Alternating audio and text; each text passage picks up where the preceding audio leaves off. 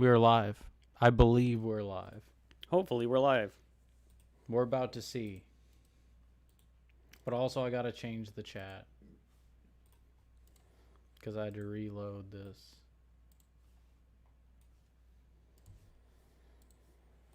Hold on 1 second.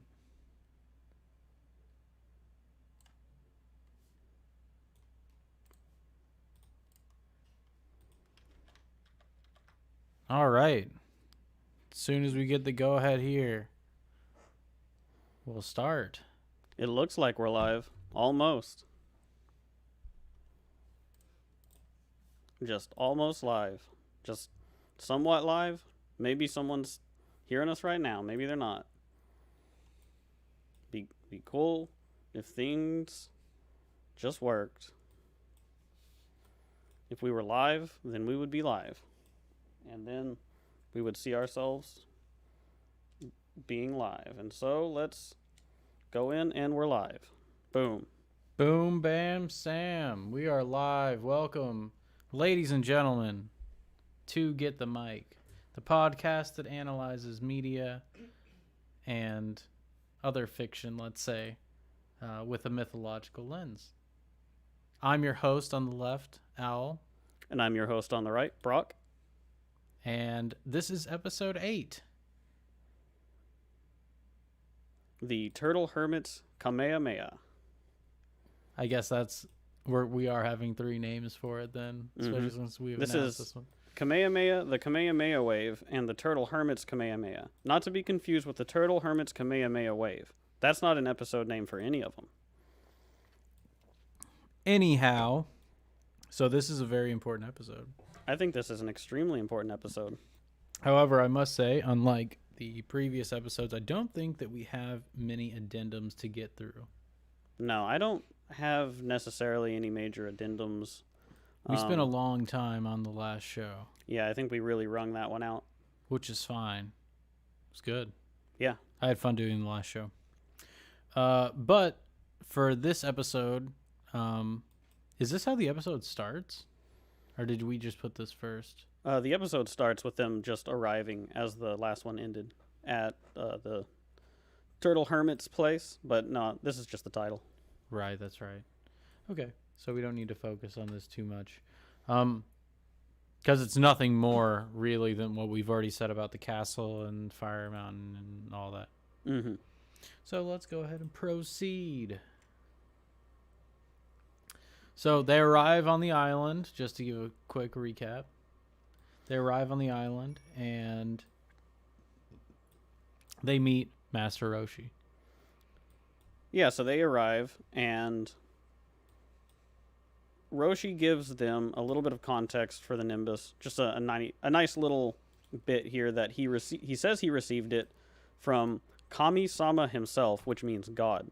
So I think that's a little bit interesting. I think it reinforces our analysis from the previous episodes, because clearly the idea of the Nimbus is closely related to that of the divine path. Right. I think that just the idea of, looking at Roshi also in the context of the blind king,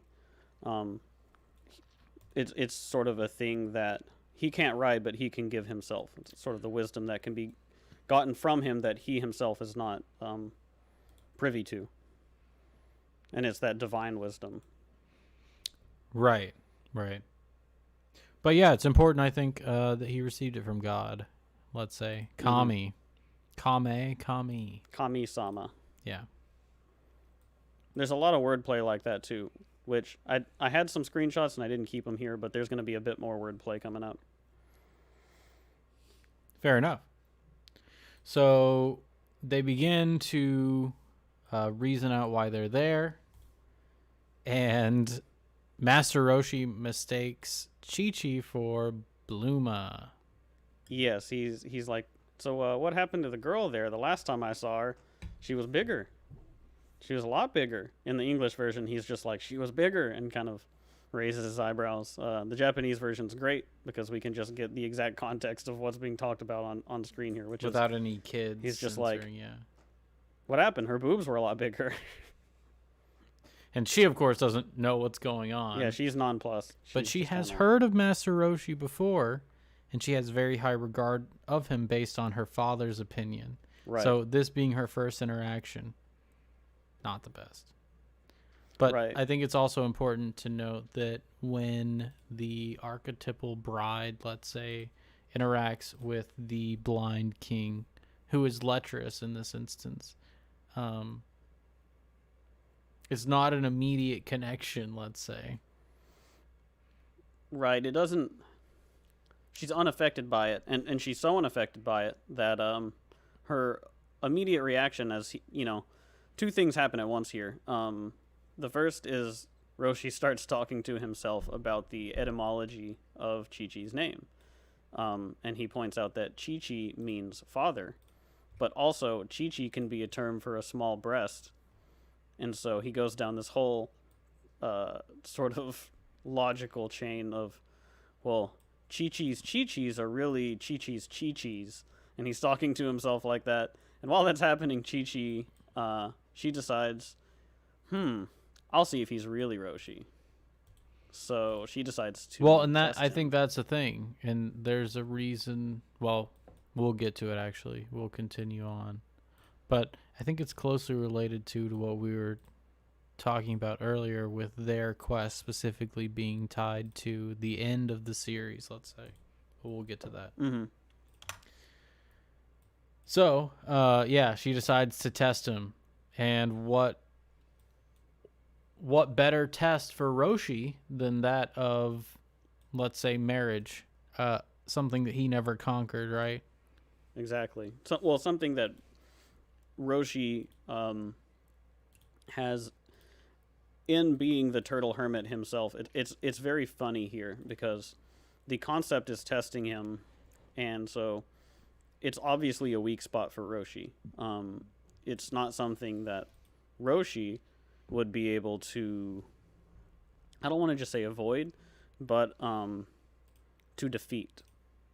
It's not a concept that he can grapple with here. Right. And he's kind of, with being the spiritual aspect of the masculine in this instance, he has forsaken that kind of earthly pleasure, right?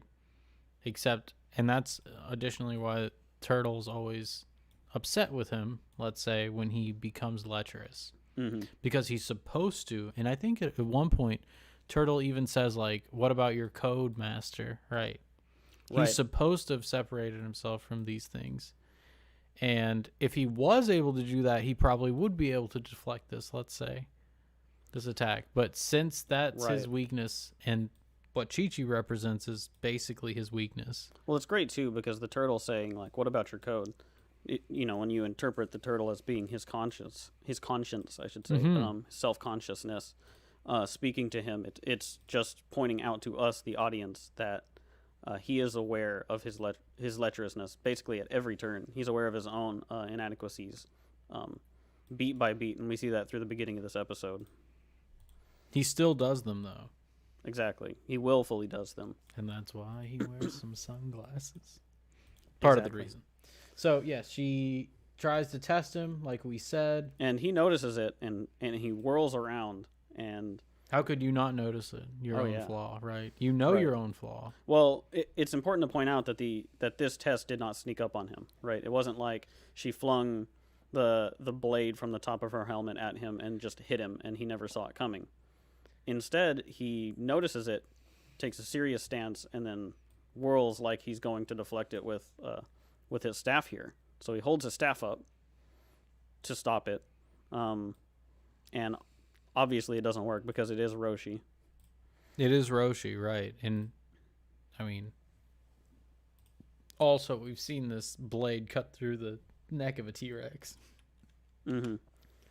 So, right, he is struck with this. And it's funny that he's struck with the flat edge of it, and it doesn't like cut through his staff. I hadn't really thought much about his staff before because he doesn't have it all the time. You don't really think about it much, but it's interesting that he tries to use that staff that he has to deflect it, and just misses completely. And it doesn't deal lethal damage or break his staff. It just embeds itself into his head. Does it miss completely, or does it not slice through it? You watched the episode more No, recently than it gives you a little bit of a fake out. He holds the staff up, and it's like there's the impact, and then it's a frame of him holding the staff in front of his face. Then he lowers the staff, and you see that it's sunk into his head. Oh, okay. All right. So yeah, I would say what you said was well said. Well, I think also, we were talking about Chi-Chi's helmet and how it seems kind of obvious that it would be representative of maybe something a little bit more difficult to articulate. And I think that this is a reinforcement of that. The concept of the blade that she threw literally gets stuck in his head, and so it doesn't just bounce off of him. I think the fact that it gets wedged into his head, and it kind of stays with him for the rest of the episode. Yeah, the and wound at least. Right, and he has to put a bandage on his head afterwards. Well, I also want to note that this is the first time that he's going to engage in the outside world. True. This is his awakening, and what awakens him is that female counterpart that he's always lacked. Right. It's not Bulma, right? Because Bulma doesn't represent the same thing that Chi-Chi does. Chi-Chi being a sort of force of potential, right? And he's being confronted by the potential that he still has not owned up to. And so I think that's a big part of why he is willing to leave his island, but also it's sort of like, I don't even want to say willing, it's just that it's his call sort of out of the island. Right. It's the start of Roshi's arc. Mm-hmm. Because before, and this is interesting because most stories don't have the arc of the spiritual counterpart of the masculine. Think Rafiki in The Lion King, right? He doesn't have an arc. Right. Or who else would you say is like the wise? Yoda. Yoda doesn't have an arc in the original trilogy. If you include some of the other ones, maybe. And it's not like, I think that Roshi is so much more interesting than Yoda too, because Roshi is more, well, I don't want to just say he's a more complex character, but if you have an arc for a character that's going to represent an idea like that, then it opens you up to be able to say things about those ideas. Whereas I would say what Star Wars is trying to say with Yoda is not as clear as much as it is a very like straightforward, like this represents this and it is the way that it is, rather than this represents this is its function and this is how those ideas are extrapolated out a bit more in something like Star Wars. But I love the idea of giving that to a character like that. And the concept of giving it to a character like that means that they can essentially carry the burden of saying the things that those ideas would represent, right? Right, and I think it's also important to note that Dragon Ball itself is a story for all ages, because it doesn't matter how old you are, you can still grow. Mm-hmm. I think that's embedded within the story, and I think that's why Master Roshi has a great arc. Yeah, I mean, if we're going to hold to that theme too, that it's a universal experience, the call to betterment, or the call to like confront those things within yourself that are sort of insufficient, then it needs to be truly universal. Yeah, I mean, and that's what I'm saying. Like, what does Yoda confront? Right. You could argue Obi-Wan confronts some more, I would say, but still. Yeah. So right, I mean, this is an expansion of that idea, that archetype. Mm-hmm. And so we're going to see how that starts. And so this happens. So this is pretty funny because Roshi's response, first of all, he tells Chi-Chi nobody could have dodged that, right? So I want to address that before we get into the deal that Roshi's trying to strike, because it's that willful arrogance of Master Roshi here too that the fact that he couldn't dodge that, it's saying that really nobody could dodge that, right? He's confronted with an idea that he's almost embarrassed that he was not able to dodge it, and he's mad and kind of projects that outward rather than just accepting the fact that, like, yeah, you are supposed to get hit in the head with this blade. Well, I mean, think about who was able to dodge Chi-Chi's attack. Yamucha. Mm-hmm. He Who hasn't is- yet spoiled his chance to conquer this. Right, well, he's on the path for it. Right. At least. For now. He's at least oriented himself towards confronting and conquering sort of that chaos. Right, and Roshi's already... Well, you can see he's got his turtle shell on right here. So he's clearly not oriented towards that. But right, I think you're right. No one could have dodged that as part of the willfully blind, like... Yeah, it's just a funny thing about his character to point out too, that he's, unlike say like a Yoda, he's wrong here. He can be wrong about something like this. So I just think that's really interesting. But yeah, moving on from this, it's great too because we can transition into what he asks of Goku after this happens. Because It's another the blindness of the king, let's say. right. And I don't know if this frame got moved to the wrong spot, but this is in reference to the fact that Roshi will come out and put the fire out himself. Yeah, I think this one got mixed up a little, but go ahead. If Goku will arrange for Bulma to let him poke her boobs. And the fact that happens immediately after this confrontation with Chi-Chi, It's poignant. it's definitely poignant. It really shows Roshi in not the best way. Right. Even though Roshi has a lot of wisdom and strength, it's like, okay, well, this character still needs to make adjustments. Mm-hmm. Well, we see him failing here in a way too, because what he should take away from this is something to confront with himself, or not something to get, but something to build up within himself. And instead, he immediately turns towards, well, what can I get out of this, right? And what he can get out of it is that perversion of the idea, right? Just the ends before the means, the sort of skipping the journey, trying to get the destination right away. Right, and I think, too, the fact that it's a vice that is getting him there, it's kind of for the wrong reason. Right. And it's great, too, because, we'll get to it, but everything we see about this situation with Roshi is representative of that. But well, maybe not everything. Well, I mean, in the context of this episode. Oh, sure. Well, okay, let's continue because there is something we do need to talk about. Oh, okay. So let's first address maybe this. we're just missing frames. I don't know what's going on. No. Let's address this. We shouldn't be missing any. I think they're just in the wrong order. So what's with that condition, Turtle Hermit Sama? We have his own conscience weighing in on his request to Goku, or actually more of a demand, because they don't really have a choice, right?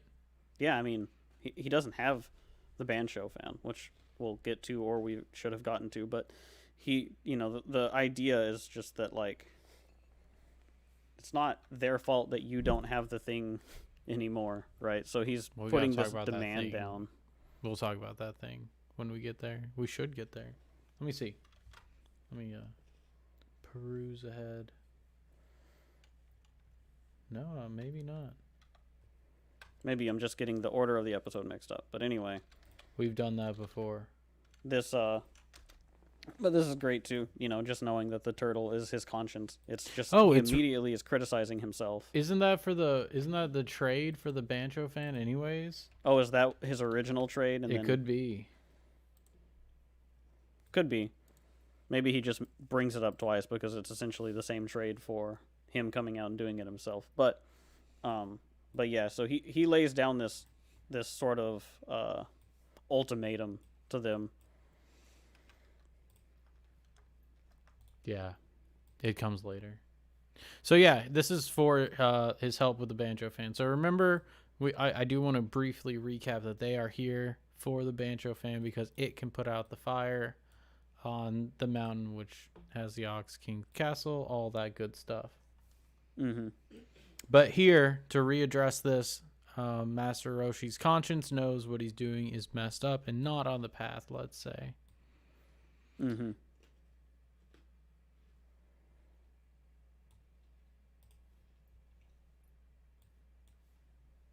Right. Okay, we can continue. I have a thought, but it's half baked. I'm not going to share it quite yet. And we get this, which is, It's great. it's his conscience being very disappointed in him. Yeah, it's just an image of him being disappointed in himself for a second here. It's true, like, and that's the thing. Like he knows what he should do, he just doesn't do it. Mm-hmm. And so that voice, that, let's say, divine voice within him is judging him at the same time. Yeah. Well, the divine voice being his own voice too. Yeah. So there, and it is pathetic. Master Roshi is shown basically at his lowest in this season because he hasn't started his path yet. Well, since I have that thought now too, I said it, but then it kind of ties things together in a way that might not be as clear. But the divine voice is his internal voice, which is why his house says Kame House on it and not Kame House. It's that sort of clever linguistic play that we see from Toriyama a lot, which I kind of wish that I spoke the language so that I could really pick out some of that, because man, what a weeb. Well, they really do pack a lot of meaning into the meanings. How do I want to put it? They pack a lot of meaning into the etymology that we just take for granted, I think, in more like English-based literature. You think so? Well, not literature, but in writing and something like a cartoon. Oh, sure. Right. Like, I don't see that sort of cleverness in, most animation in the West. Are you trying to say Rick and Morty isn't high IQ? Well, I mean, you definitely need to have a high IQ to understand Rick and Morty, but at least 180. Mm-hmm.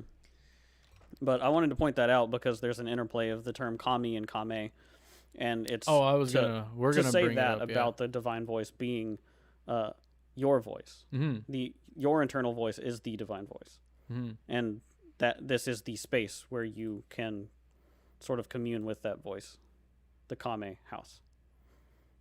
But yeah, I just wanted to throw that out since that is related. Well, I mean, I was going to get to that because at the end he's going to say something that's related. So let's continue so we can get there. So Master Roshi makes a claim to his, he tries to lie to himself, basically. And he says, I'm not long for this world. I'm too old. Oh, that's great. And so his conscience corrects him and says that he has eternal life. You drank a potion that gives eternal life. I'm not sure what to make of that. The idea of... Oh, it's okay, go on. I want to hear you try and puzzle this out. And maybe that's because you have a better... I believe that it might be tied into Osiris and a bit more of the knowledge that you have of some of the greater implications of what Roshi's going to do with himself. But the implication that he has eternal life because he drank a potion and he's being dishonest with himself about it as a justification to go and indulge. Right, but his the eternal life is the spirituality, right, of him as a guru or as a master, right? He is master as such. He is the instantiation, which is immortal. Once of he's Master as once such, once he was an able eternal idea. No, once he was able to embody the spiritually masculine, he became immortal in that way. Like he became the embodiment of that idea. Right, exactly. And so many people, which is eternal. It gives and so many people endear themselves to Master Roshi, right? Even though he's just a lecherous old man, right? Right, but a lot of people like Master Roshi. Especially, and the fandom greatly reveres. I mean, the fandom was emotional when he came back in Super. I mean, it was like one of the bright spots in Super, right? Kind of was. Just put him in the spotlight. He got a spot and Yamcha didn't. Poor old Yamcha. Poor Yamcha. Anyways, well, he's cool right now. But anyway. right, he has transcended beyond the limitations of an average person, which is what some of the stuff he'll get to saying in the second season. Oh yeah, I can't wait. I just can't wait for that. But so puzzling it out, right? You could see what I'm talking about. Oh yeah, it's very clear. Like as soon as you put it that way, it's like, oh yeah, of course. Yeah, and so Turtle knows that and tells him as such. And now we can finally talk about this. Yeah. So I got it a little mixed up. So Goku's like, sure, you can poke around Bulma's breasts anytime. I'm okay. Sure, you with can it. poke her in the chest. I think is what he says. He doesn't really understand. He's just right? like, I don't know why she would say no for something so valuable. Right. And so, and this is pretty valuable to them right now. They're trying to save a whole kingdom. As such. As such. And so, Roshi begins to look for the Bancho fan, which is right here. Bancho fan. Right. Now, was there a particular thing you were wanting to comment about the appearance because you wanted a full shot? Now, I haven't thought about the appearance of it until now. So, it's interesting to me that it's green with black lines on it and a yellow line right down the middle. It makes me think of a Dragon Radar in a way. In the center of it, at least. It's like the same color scheme, the same, like, bright yellow spot on the green grid. But you hold it. I don't really know. Well, it's kind of shaped like an apple too, which is, I mean, that might be of some significance. Yeah, I mean, I think that's all pretty valid. I mean, you could say that the only way to do what they are trying to do is with great knowledge. Well, I like that the yellow part is a line there, right? It's like, this is the way that you need to travel. Mm-hmm. And it's separated in two, Goku and Chi-Chi, right? Has two tails, Goku and Chi-Chi. But they're tied up. There's a knot tied in them. Yeah, it's definitely Goku and Chi-Chi. And then, of course, you've got the one at the top. That makes me think of a leaf at the top of an apple, sort of. I was looking at it like a butterfly at first, but the more I think of an apple, the more I kind of get that idea. Yeah, no, for sure. Because it's almost like the path lies within the knowledge that you would need in the first place. And so they come to Master Roshi for that knowledge, and Master Roshi has lost that knowledge. Mm-hmm. That knowledge being that part of the path that he does not want to acknowledge right now in the story. Well, he can acknowledge. He's given that up, right? He's not one to marry. Mm-hmm. But this is something that you have to have knowledge. You have to have conquered that arena. Well, I say choosing not to because it is a willful yes mode of being. Yes. It's a sacrificial mode of being. There's willfully honorable sacrificial in it, sort of mode of being. Existing as a test more than your own substantiated desires. But yeah, that's my interpretation looking at it. Do you have anything else you see in it? Not too much that we can talk about now. We'll talk about it more at the very end of Dragon Ball. Yeah, we will. Right at the end. All right. So let's move on from there. Oh, and we were just talking about this. Okay, so yeah, Master Roshi has lost it. And Chi-Chi speaks the truth here as much as possible. What an atrocious old man. So Well, I think the what an atrocious old man is actually Turtle. Chi-Chi is saying, well, either Chi-Chi or Goku is saying, you threw it out, and Turtle is commenting, like, how pathetic. that's even what better. an atrocious That's old man. even better. And you can see it on Roshi's face that he's thinking He it, also right? feels that way, yeah. He's ashamed that he has thrown this knowledge away because he knows how valuable it is. In the English, doesn't he say he was using it as a placemat? And it's great because Goku and Chi-Chi are coming here together to him for that knowledge, and he's ashamed that he can't give it to them, right? So he's like, I'll do the one thing I know that I can do within sort of what I am. But anyone who's trying to say that like Master Roshi's OP in Dragon Ball, it's like no. Well, it's all about character. It is. So yeah, he throws it out, and then he decides that he'll come along and put it out himself because he really wants to poke Bluma's chest. It's enough for him to do that, for him to come out and set things straight the way that he knows how to.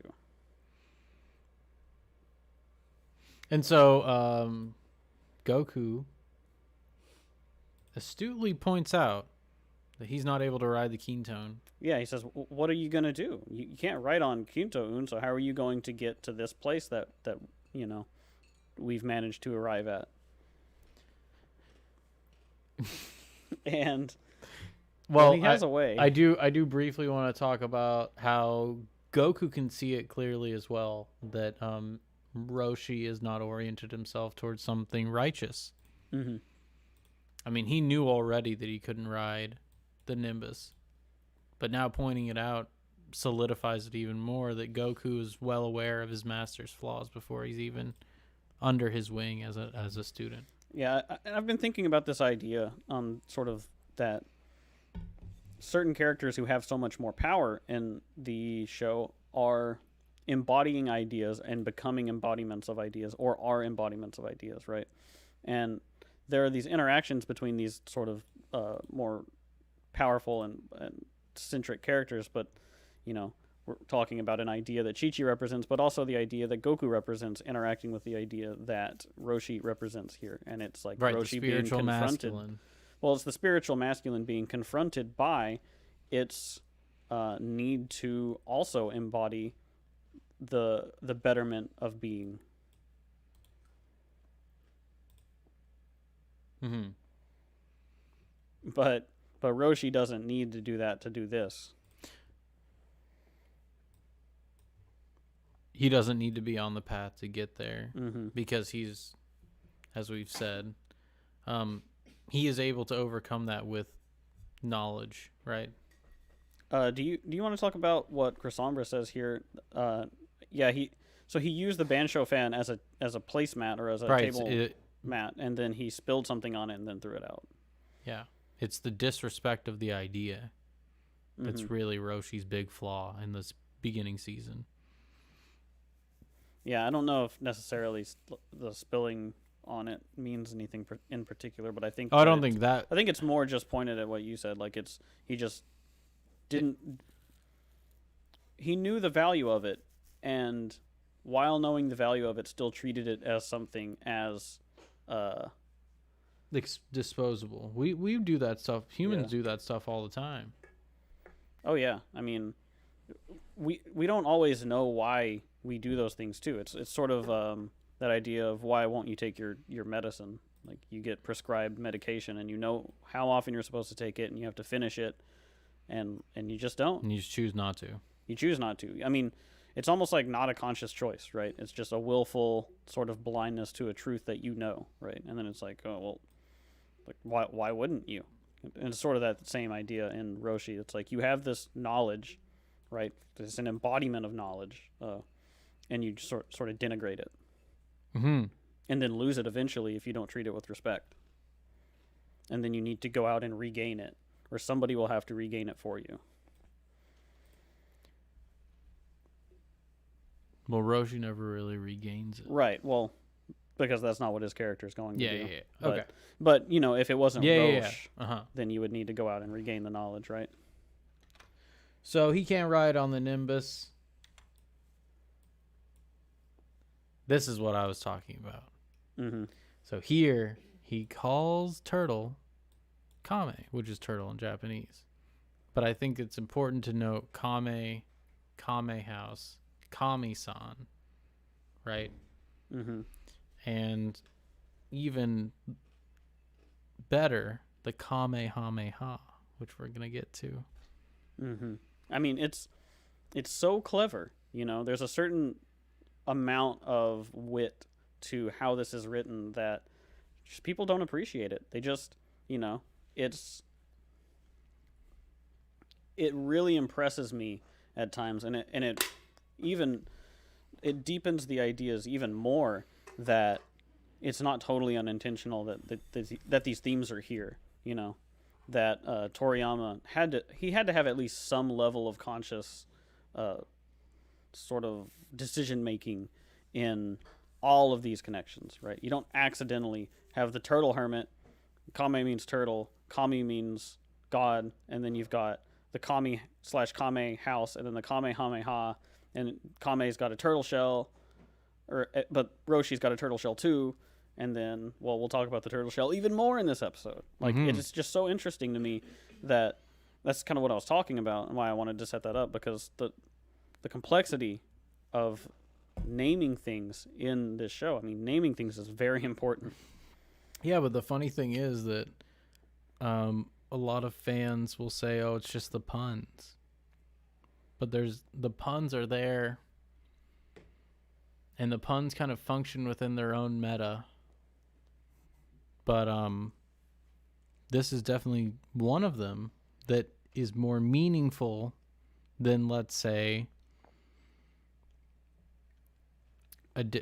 let's say a different gimmicky naming scheme. Sure. I mean, so you can just have referential naming sort of commonalities. You can have something that's like, oh, coincidentally, these two words sound similar. But the ideas go deeper than that when the etymology ties into this sort of mythological symbology. So I really appreciate that now in a way that I definitely didn't before, because then it can tell you, you know, if you tried to apply this to something that didn't have so much mythological context, you really wouldn't get that much out of it. You know, a good example of, I would say, sort of a mid-tier of that is the same thing that Peterson has pointed out about Ginny Weasley in Harry Potter, and that her name sort of follows the etymology back to Virgin and Virginia. And so the concept of Harry going down into the chamber and rescuing her, it's like, okay, you can get a little bit more meaning from the etymology there. But that, I feel like that's nothing compared to the stuff that we're pulling out of Dragon Ball. Oh, yeah. Not at all. Because this goes beyond that. It's not just the idea of virgin. It's like the ideas, the set of ideas associated with God. Mm-hmm. Localized and in their the relationship spiritual to the self. masculine of the human spiritual masculine on Earth.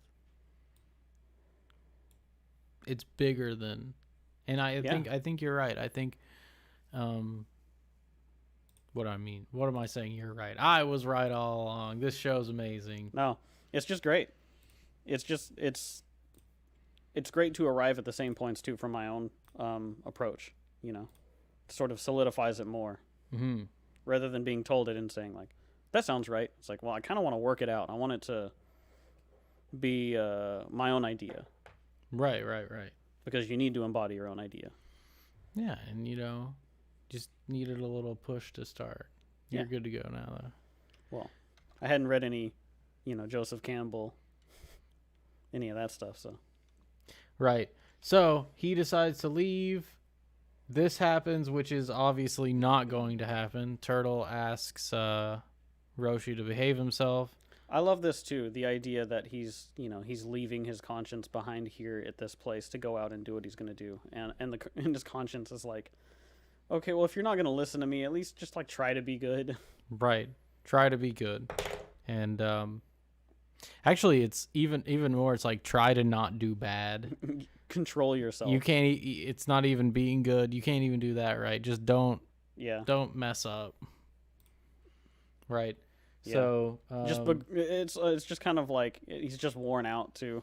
Like, oh yeah, it's an exacerbated face for sure. The expressions in this show are great because they really convey those emotions, and yeah, he's got the bags under his eyes. He's like, I'm just done with this. Yeah, and I don't want to speak ill of some of the other analysis I've seen on YouTube. Like some people will say like the ultimate analysis of why people love Dragon Ball, and then it's like, look how great this animation is.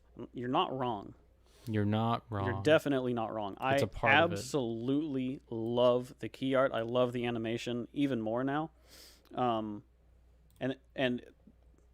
the animation choices stick with people for reasons more than just it's really good. I think that it's really good on multiple levels. Like I just appreciate, and I think one thing you had pointed out with Oolong before is he's drawn in a way that he can be more expressive than you would expect like a pig character to be. It's very intentional to make these characters this expressive because you need them to be the way that they are to express the complexity of the human condition. Right, and I think I just had a realization. That's why a live-action Dragon Ball series will never work. No, it will not work ever. It's much like the Lion King live-action, right? Like that, the expressiveness would be gone. Mm-hmm. It just wouldn't. It just would not be able to work. But anyways, so to get back to this, Roshi does decide to leave his conscience behind.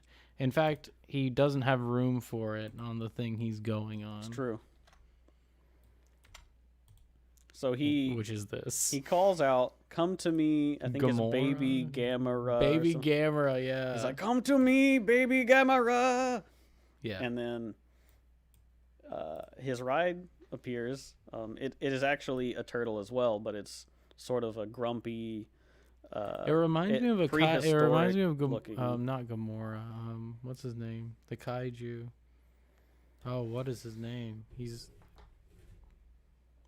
it Rodan? Well, he looks sort of like an ancient-looking snapping turtle. Yeah. And the fact that he's a snapping turtle is important. Also, I think, just now as I think of it, so it might have been better if I had grabbed a shot of him, but we never know quite what's going to stick out to us.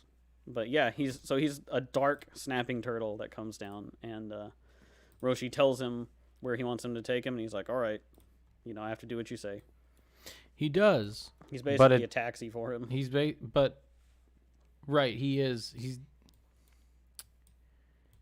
one thing to note though. This is his first and last appearance. It's true. It's the only time we ever see him. But yeah, I think it's important that he's a darker turtle as well because this is a dark choice he's deciding to make, right? Or at least the intent is dark. Now, what do you think about the spinning?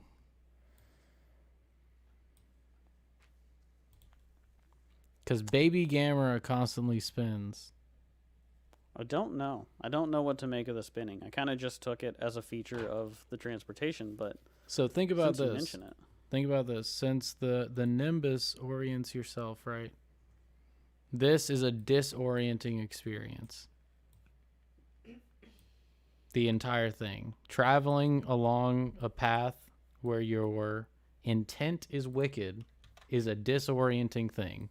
That's what this is telling you. Mm-hmm. Yeah, I can see that completely, right? And also this sort of motif of traveling in the sky, which we're going to come back to in this episode. The way that you travel in the sky, if that matters, which I think it does, it seems to be representative of how you're getting where you're going, sort of your mode of being. Yeah, mode of being. And this is a disorienting mode of being that Roshi is doing. And it's funny too. This is what Goku's saying. Yeah, exactly, Chrysombra. Like it's chaotic. Mm-hmm. Yes. Disorderly. It is. And Roshi has to do something pretty great in order to maintain focus. But see, these are the prices you have to pay if you're not orienting yourself in the right way. Now, what Goku says here was my grandpa's master, so I'm sure he's really awesome. It's that reverence towards the ancestral wisdom, or let's say the spiritual wisdom of humanity, that is going to help Goku along the way. Mm-hmm. Yeah, that reverence for him that carries throughout this episode too. As everyone's about to meet him, there is a reverence. While Chi-Chi, right, does not have reverence immediately. Bluma does not have reverence. Oolong does not have reverence for him, right? Well, they have reverence for the idea of him, what they've heard, right? Oolong? Chi-Chi? I mean, Chi-Chi did, but I mean, she didn't have enough. Clearly, she wasn't respectful enough. She wasn't respectful enough not to test him immediately. Which we talked about the interface in that. But well, I mean reverence sort of more on a blanket basic, not like a direct reverence for him as a person, but people have heard of him and his renowned abilities and deeds, you know. Yamcha, yeah, for sure. So there's at least a respect, if not a personal reverence. I guess is what I'm trying to say. For most of them. Mm-hmm. Right. Which is great, contrasting these two slides as well, because... Well, I want to point out, like, we'll see the different levels of reverence each character has, because that's something I want to make a distinct point about. Yeah, I think that's going to be important. So, on Baby Gamera, he has to, Master Roshi that is, has to repeat his goal over and over to himself because he's disoriented. He has to keep himself focused. Which that's his goal. This is his goal. Now, it's this great. Is why he's going. In English, he's just singing Buffalo Girls. But this is much better. Just the concept that he just has to keep on reminding himself of his path. Because it's not... his destination. His destination. True. His destination. This is not his path. This is Baby Gamera. It's not an enjoyable path. Yeah. Doesn't look like it. Baby Gamera's path. Baby Gamera's path is to move him around, basically. To spin around in circles. Yeah. Yeah, we gotta get used to the way that we use these words, because they mean a lot more in the context of this analysis. But yeah, it's also just funny. This is more of that great humor that I find in how Toriyama phrases things and lines them up. So we have a scene of Goku saying, like, man, he must be great because he's my grandpa's master. Cuts to him and he's like, boobs, boobs, boobs, boobs. Oh, it's such a great juxtaposition, because this is Roshi pretty much at his lowest. Yeah, I would say. Well, pretty much. This episode is Roshi at his lowest at times. Oh, yeah. I mean, at least in the other episodes, he is not on Baby Gamera. It's a good thing that Baby Gamera is a one-off. Right. It's the start, and then Roshi can leave that behind, let's say. Man, his character development just moves so fast. It does. Well, also, I mean, like, there's so much to it.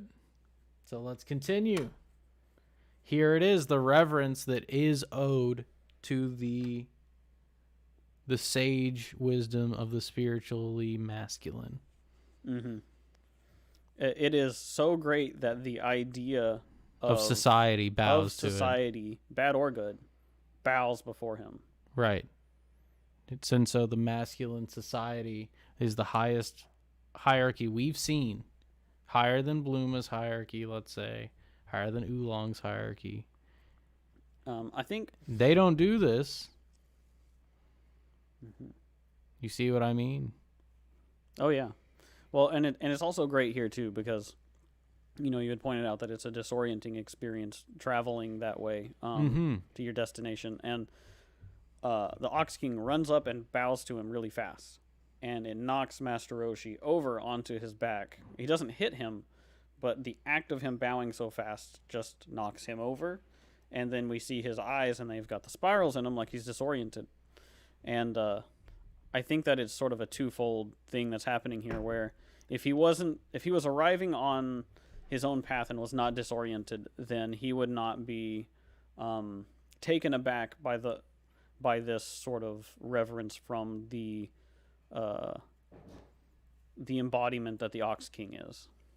Well, think about too how Roshi's been feeling about himself past couple of instances, and he's kind of on this one track mind. And so himself. When you're traveling down that path, you think you're not worth that much. People recognizing the worth in you might knock you on your ass.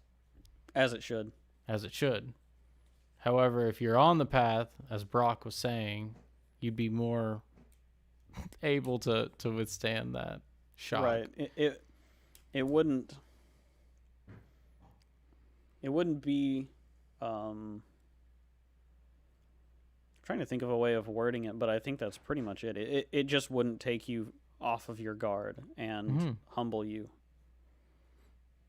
We're here, right? Roshi's just out of it. Mm-hmm.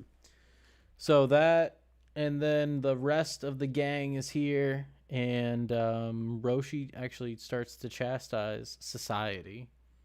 Right. He's saying, even if it was to protect your own treasure, you've slaughtered countless people. So this is sort of the comeuppance for the deeds that have preceded the Ox King. Mm-hmm. And it's true that he has, in order to protect the thing that he has lost, or the idea of the thing that he cannot regain, he is instead focusing his energy at stopping other people from getting it as well. Right, it's that crabs in a bucket nature of society right now that's being chastised. Mm-hmm. And so he's killed countless people. And society is responsible for that as well, I would say. I think that's why, even though the Ox King is a good character, like, he's on the good side, let's say. Well, and it's interesting, too, because, you know, the Ox King lost the control of this kingdom when he was on a picnic with Chi-Chi, right? And so the solution to what is happening with the kingdom is tied more to Chi-Chi than it is to the Ox King. And, you know, we'll see that someday, but there's a reason for that for sure. Mm-hmm. And it's not the purely socially masculine that can fix the issue. This is what happens when you let the socially masculine be the only force fighting for society. Mm-hmm. And you get tyranny. And that you need the archetypal feminine to redeem society. Mm-hmm. And that it's extremely important, you know. And that's why Chi-Chi was sent out as well. Well, that's why Chi-Chi was sent originally to find Master Roshi, to find that wisdom of what the archetypal spiritual masculine could teach her, right? And we'll see that more. And of course, the only way that she could learn that was by meeting Goku and seeing the Nimbus and riding the Nimbus and going to Roshi, right? Well, and you think about history too. You think about, let's say, the Renaissance era, when, not even the Renaissance, let's say the late Middle Ages, the high Middle Ages. Certain civilizations were rediscovering the knowledge of Rome, rediscovering that spiritual knowledge of your ancestors is humbling to a society. Which is kind of what's happening here, because Roshi's been away for a long time. He'd been gone a long time. Right. And so this... Okay, so this is said here. This is great. Throw away all my treasure if you can put the fire out, right? This is extremely important that this happens here, right? That the Ox King lays down the treasure in exchange for putting the fire out. That... he needs to let go of it to stop his ways of constantly killing the people who come to claim the thing that he can't hold on to. Right. And he is willing to reset himself, let's say. Mm-hmm. He is humbled before the wisdom of this, you know, archetypal spiritual masculine, say, and must sacrifice something in order to gain what he has lost from it. Well, this is what this is instructive of, I would say, is that society can't put a price on spiritual knowledge.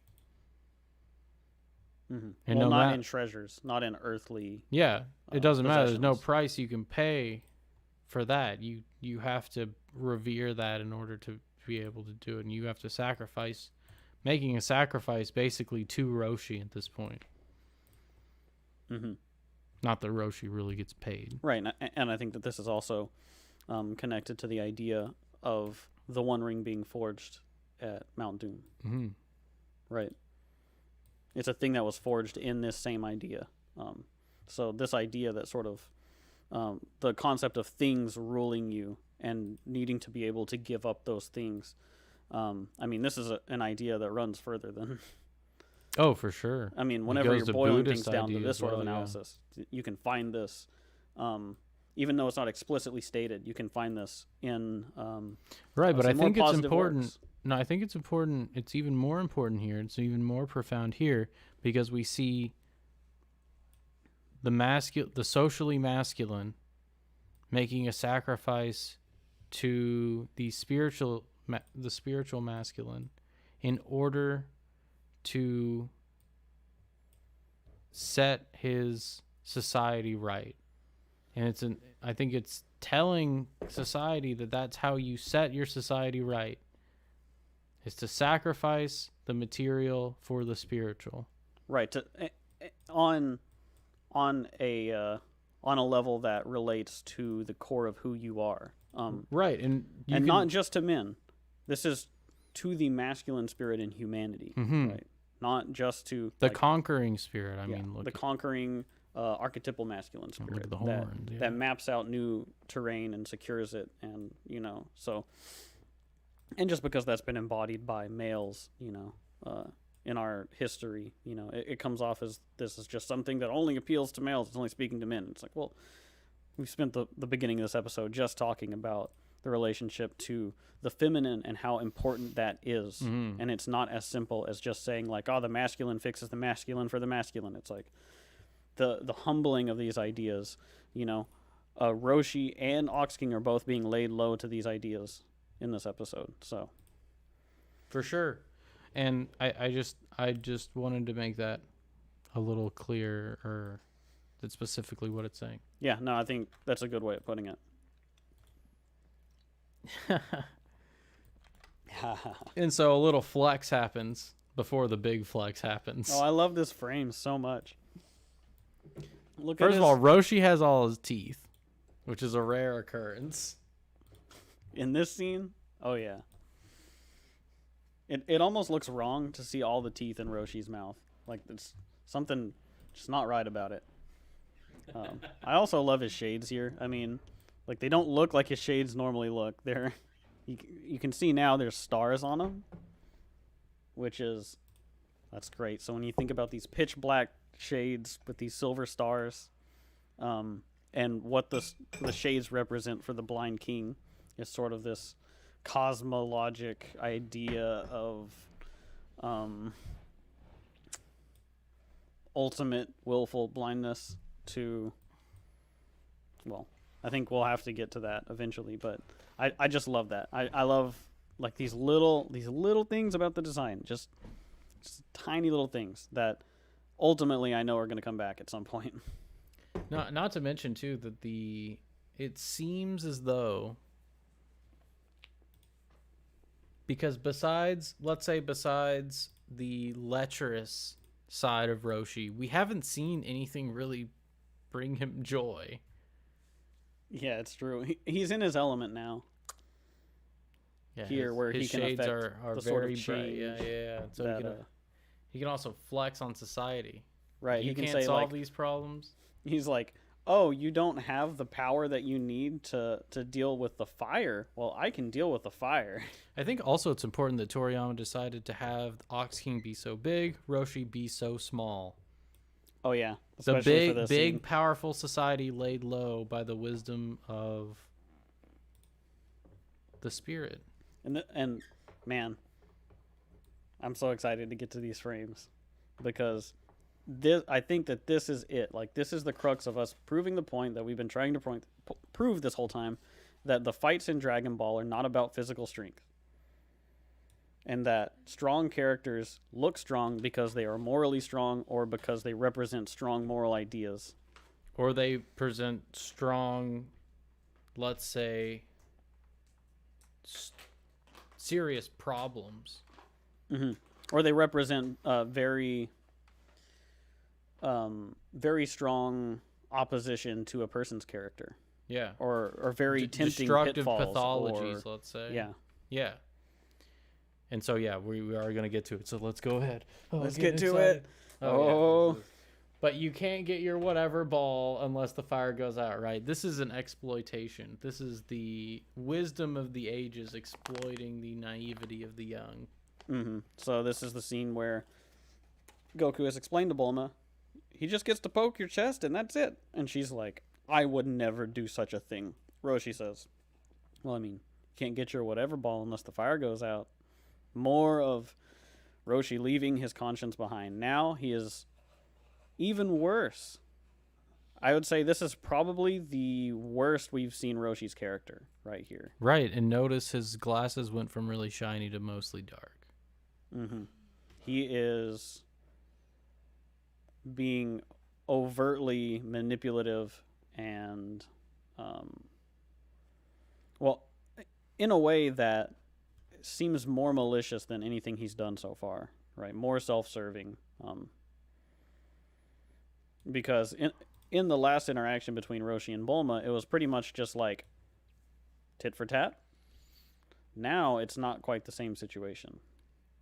Right. Now it's a little more sinister, I want to say. And it's also important to note that it's the interface between the malaligned path of the female heroine and the malaligned path of the spiritually masculine, the elder. I want to point that out as well. Mm-hmm. It's the perversion of that interface. Well, it's also especially because Bluma is dressed as such. Oh, especially that because, well, she's dressed as such because of her decisions, right? Right, the malaligned path. Mm-hmm. Right. And so Roshi recognizes those decisions immediately and is like, oh, well, then you're right for the and as usual can gaze right through. And so he presents her with a bigger test as the spiritually masculine can do. So her new test is, I've seen you, let me touch you. Let me take it to the next step. Right. It's like, how okay, far are you willing to are you willing to yourself? Yeah. now draw the line here? Which, of course, as we know, if she says no, if she ultimately says no, she's getting the Dragon Ball. She does have some tricks up her sleeve, but we'll get to that in a minute. Oh, yeah. First, we got to talk about the But big the one. point though is that she says yes here, which we'll see in the next frame. She says yes, though. Okay. She makes an agreement with him. She says, I'll let you poke them if and only if the fire actually goes out. And it's very specific she says it that way. She doesn't say, if you rescue the kingdom. She doesn't say, if you bring me the Dragon Ball. She says, I'll let you poke them if and only if the fire actually goes out. Very directly, right? And so... And what's your read on that? Well, my read on that will come up in a few frames because we're going to see exactly what Master Roshi does is... Oh, okay. Is that... Before we move on there, though, I do want to point out that I thought Bluma always had the idea that Oolong would be taking her place. Is that not the case? Well, she learned pretty quickly that he couldn't... Oh, taking her... Oh, I see what you mean. No. So she doesn't decide to do that until after. Okay. It's actually really awkward, but we'll get to it. Okay.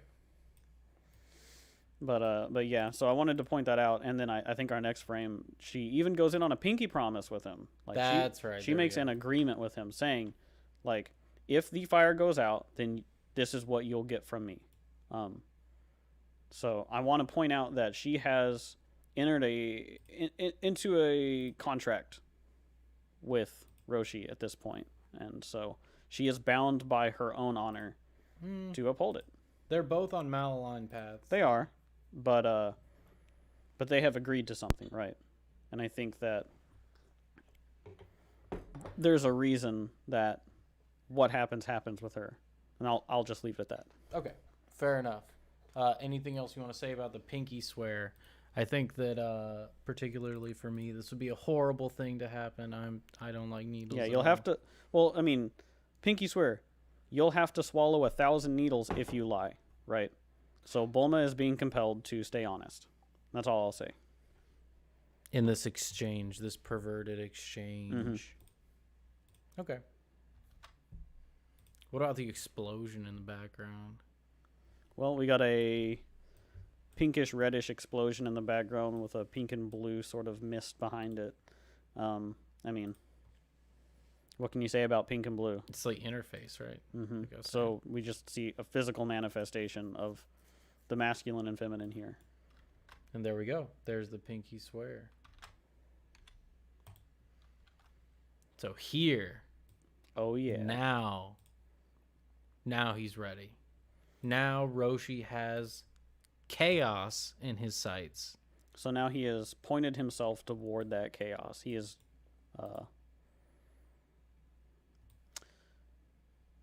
discerning it, I suppose. He is taking it in, seeing it for what it really is. Fair, yeah. I was just wanting to point out that it is in his gaze, right? Mm-hmm. It's in his sights. Yeah. He's no longer looking for breasts. He's no longer looking for the banjo fan. Right, because he's been basically told, like, this equals breasts. And so now he'll take care of business. It's time to take care of business. To do so, he must remove his turtle shell. And lay down his staff. And why is that? Well, you can't cast the Kamehameha one-handed.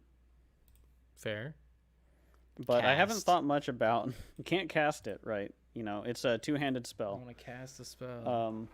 But I haven't really thought much about his staff. But I would like to compare it to the Nimbus... Or not the Nimbus, sorry. The Power Pole a bit. Because he tried to block the blade from Chi-Chi's helmet earlier with this staff as well. And that gives us a little bit of a hint as to what the staff is to him, right? I think you think about a walking stick as a concept. It's something that someone uses to help them get where they're going, right? And so if I am to take it to mean that, this is something that Roshi literally leans on, that he thought could, at least for a second, could stop him from having to be confronted and losing out against that idea. You're so close. I know. I can tell I'm close, but I'm not quite there. So it's the Bring it home. It's the pattern of being that is the hermit. Right? That's what he leans on to protect himself from that. I've taken this oath, so I don't need to improve myself in this way. I would say, how is that different from the shell, though? Oh, I think the shell's different. He doesn't lean on the shell. The shell's instantiating the idea of bettering oneself by challenging oneself more and more, right? So, it's not so much the hermit that the shell represents as it is the staff. You know, I probably would have thought of it the other way around, you know? Like, the concept of, like, Roshi wearing a shell is sort of him saying that it's part of his identity. No, you have it backwards, because the shell is more closely related to Kami, right? The idea of bettering oneself. There is a mode of being that can be transcendent. I'm getting it. So, in that sense, then wearing the shell is sort of embodying that voice in your head.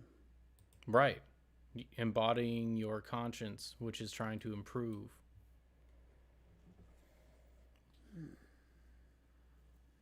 It's almost like he has taken the wrong thing away from that conscience, almost as if he's turned entirely inward now. And so by wearing the shell, he is in a mode of being that is wholly internal, and this is the first time we're seeing him be external. So if I'm going to connect the idea of the turtle as also self-consciousness, that's interfacing with the self, right? Because the self-consciousness is the sort of the ego, also, right? We also need to take into the context of how the shell functions in the next season, because we know what the shell is for. We do. Just because we haven't gotten there yet doesn't mean that we don't know that. Right. But also, I think what you're saying is a defensive symbology, like more. Yeah, like a defense. Well, it's almost even deeper than that, right? Because if you want to consider it like on a psychological I was just context asking, too. Okay, yeah. Go ahead. Because this idea that by embodying, I don't want to say embodying, because embodying is probably a bad word for it, right? But by adorning yourself with that, with those thoughts, you could burden yourself down to taking no action. You could be constantly in a state of analyzing yourself, and then you are a hermit, sort of metaphorically in your own mind. And that's why Roshi is where he is, out in the ocean, in his own mind. And so I think the shell is interesting because you can look at a shell as a defensive thing, but it's also something that it's making a commentary about the danger of letting those thoughts take you to a place where you're being a hermit to yourself. And so he takes the shell off here. Well, hold on. I think we want to stay on that point. Because I was interpreting the shell as like more akin to the mode of being that leads you towards the path to God, because you're listening to your conscience, and it is a responsibility. It is a load you have to carry. Right. I think it does mean that. Okay. And I think that Roshi also exists as sort of a warning that that's not everything, right? Well, yeah, you can't just wear the shell and then you're going to be, you're going to start, like, just by wearing the shell, then you're going to become the person that you're going to be. You can instead become the hermit, and you can just, in your only relationship that you'll have is the turtle. Is with God. Is with your own. Because that's the spiritual mode of being. Yeah. Right. Right, but the hermit thing too is it's like the way of the hermit isn't for every character, right? So, for instance, Goku's character would be wasted on only wearing a turtle shell and then retreating into himself. Mm-hmm. Like, the value in Goku is in what he embodies to other people, right? Right, so, it's both his strength and his weakness, Roshi. So while it is necessary to adorn yourself with those thoughts and to wear them on yourself and to, like, take on the burden of them and to carry them, that you need to be aware that you don't want to become old and still be wearing the shell and be leaning on that idea as a crutch too. So reverse your original analysis of these two items. Right. Well, they're two pieces of the same idea, right? Mm-hmm. I think that the staff is him leaning on it and essentially crippling himself by doing so, right? And so we don't see his strength until he lays that down and stops leaning on it and instead stands up for himself, and stands on his own. I think also this act is partially about the necessity of the ego as well. You know, like, Roshi is very proud in that instance, and he's kind of gloating towards the Ox King too. You know, whenever he was like, "Oh, you couldn't even put out this small fire by yourself." It's like you have to integrate both the conscience and the ego. Well, then it's going to be interesting when we start to see some developments. This is a lot of foreshadowing for Roshi right here. Yeah, I mean, I just want to dig into it here so we can lay that groundwork, and then when we get there, let's lay that groundwork. I don't want to get too into it. But yeah, that's about all I have to say about it. But it's interesting. It's really interesting. This is it. One screen. Yeah, just one panel. One panel. It says a lot. It does say quite a bit. So let's get into this. Yeah. So, just this cheeky mug. I think we just added this meme worthy, right? Mm-hmm. Well, he's got these. Are they patches on his back? Are they band-aids? Like bandages? I guess. Maybe he's got them because of the where it wears on him to wear the shell. Could be. He's also kind of emaciated when he first takes off his shirt. Yeah, he looks pretty emaciated. He's like super shriveled, and everyone's looking at him like this is the Master kind Roshi. Of Yoda-esque, you know, kind of Yoda-esque. And I think these little bandages just make it all the better for how repulsive his physical form is. But he still says, "Sexy, aren't I?" That's great. And then Bulma responds to him with her eyes closed and says, "You sure are." The whole time she says that her eyes are closed. That's great. Yeah, I mean, it's going to make sense why he would say this, I think, in just a second. Mm-hmm. Anything else you want to say? No, it's just a good frame. It's a good meme frame. Here we go. Now it's getting serious. So Roshi focuses up and flexes and shows his actual power. The real Band-Aid strength of the spiritually masculine. Mm-hmm. The Band-Aid explodes from the top of his head. He doesn't even need it. Doesn't need it anymore. Because he's about to do something amazing. Something incredible. He's going to do literally what he came here to do, which is to attack the fire. Oh, is it icy hot patches? They explode off of him too, of course, into a million pieces. All of his deficiencies explode off of him in this moment. It's an excellent frame. Oh, yeah. It's really the first time we do see Roshi take anything seriously as well. Mm-hmm. And here it is. So, to bring this up, it's kind of interesting. You wanted me to talk about this frame in particular, right? Yeah, I just got the impression that it would spark something. So the latent energy, the potential of someone, right? Latent meaning just generally potential energy. Summoning up that energy, right? Your potential to do this thing. Right, you're concentrating all of your potential. Mm-hmm. You're focusing single-mindedly at something, right? Mm-hmm. Well, absolutely to a single point, right? And that's how they describe throughout the whole series. They're just like, oh, they're able to focus their energy into one spot. In particular, yeah. So right, and I think it's important to note that it's that potential that is what fuels this, right? And it takes practice, because we'll see what that practice looks like in a minute. But yeah, I just briefly wanted to touch on this before we get into before we see what happens. The real deal. So he is saying Kamehameha. And we've already briefly had a conversation about how Kame House are all closely related. But let's go ahead and hear your analysis of the Kamehameha. I mean, I don't know what to make of Hameha. Oh. Okay. But I do like this frame because of this sort of... The first time that we see and this isn't like every other time that it's used. This is sort of... I think this is establishing to us, like, this is what the beam is. We don't need to show this every single time, but this is what's happening. And so it shows this beam of energy going around in a circle and then forming a full circle. So it starts as a line and goes around and then forms into... it's almost like a portal. But also, I think that I think, honestly, it's just a representation of uniting oneself. You know, like becoming united towards it. It's this bringing the circle all the way around. What about the fact that it's jagged?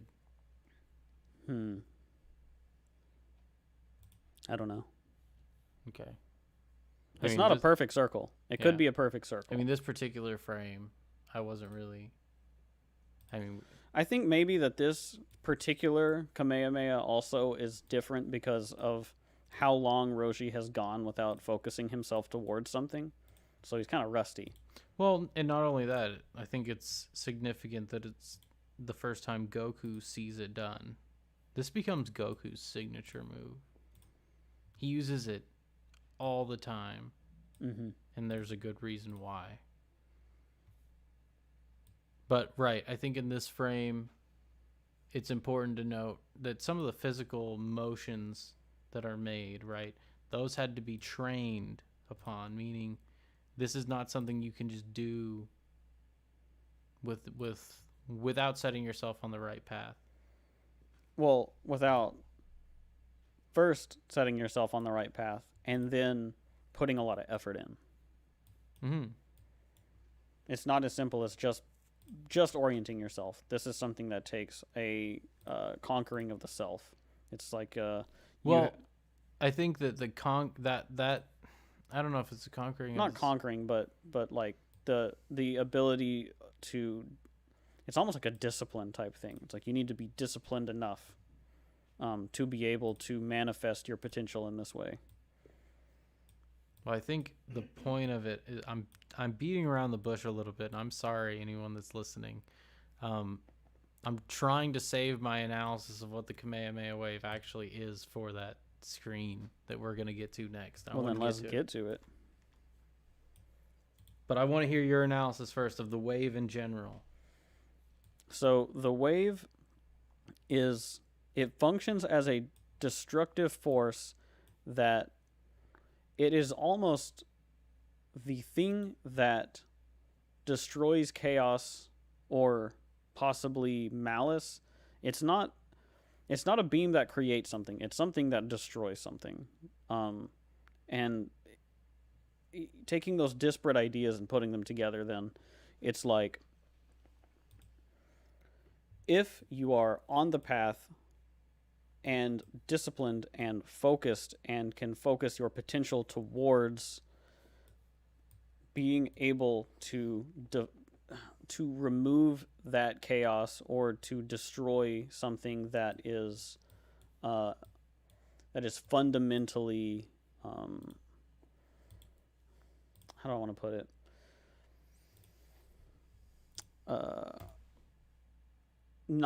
That is fundamentally not towards the betterment of being. You can point your will towards it, and it reaches out, stretches out towards it, and, well, at least from the context of this scene, destroys it. You're so close. So I feel like the Kamehameha, with what I know, is a physical manifestation of the person's latent potential being pointed directly at a problem. It's even more, which you're on the right track. It's so even more. I don't know exactly. I might butcher this quote from the Bible, but isn't it on the first day God said, "Let there be light," and there was light, and it was good. Right? Mm-hmm. This, and the reason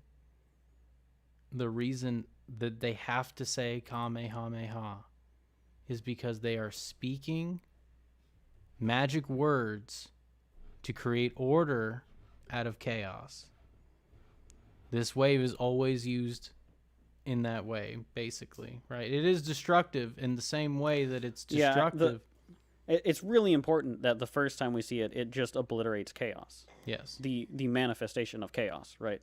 And that's I didn't want to put that into my analysis originally, trying to sort of talk about it because it's pointed towards malice and things other than just chaos. But I think that what it defeats are manifestations of aspects of chaos or things that embody chaos. Your speech is destructive. When you use it to destroy chaos, it is good. Not to jump way far ahead, right? But Cell uses the Kamehameha Wave. Speech is destructive. It's so destructive it can destroy the whole world. And it's destructive in the same way that speech is destructive. When you name something, right, you've destroyed all other potential things it could be. Oh yeah, well I mean this, and not to get too far ahead, but I think that this is inevitably tied to what we're going to get to with the demon containment wave. But we will get there. We'll get there, yeah. But this is part of that idea. But right, it goes further than just the physical manifestation of someone's potential energy. Their potential energy is their manifestation. Is their manifestation of their thoughts through their speech. Yes, to that's the ultimate good. Chaos. And that's exactly why the fights are not about powering up and like big muscles and stuff. The fights are more about mustering what is needed to set things right. How strong your mode of being stands against others in the hierarchy. Yeah. That's what this show is about. I think it's about those hierarchies and finding the mode of being that can stand up to all of the hierarchies. Yeah, finding the hierarchy of hierarchies, or let's say the game of games.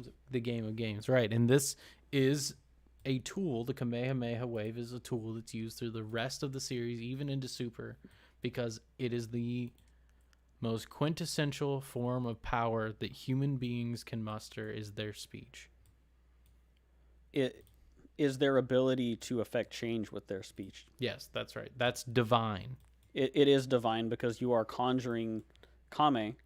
Yes, exactly why it's named that. Which is it is the deeper self, and it is the origin of speech. It's the origin of the heroic story, making order out of chaos. Right, and that is also why there are energy blasts that are not the Kamehameha. Yes, and that can do damage regardless of if they're trying to create order from chaos. Right. Exactly. But the Kamehameha in particular is created to, and is usually used to do that. Yeah. That is its purpose. It's also, and its effectiveness against enemies are a representation of the effectiveness of that idea against what they are representing and what their mode of being says about whichever hierarchy they're in. And that's why as Goku's propensity to create order out of chaos grows, the strength of this also grows. Whereas other blasts only have certain powers and then they fall to the wayside because they don't continue to grow.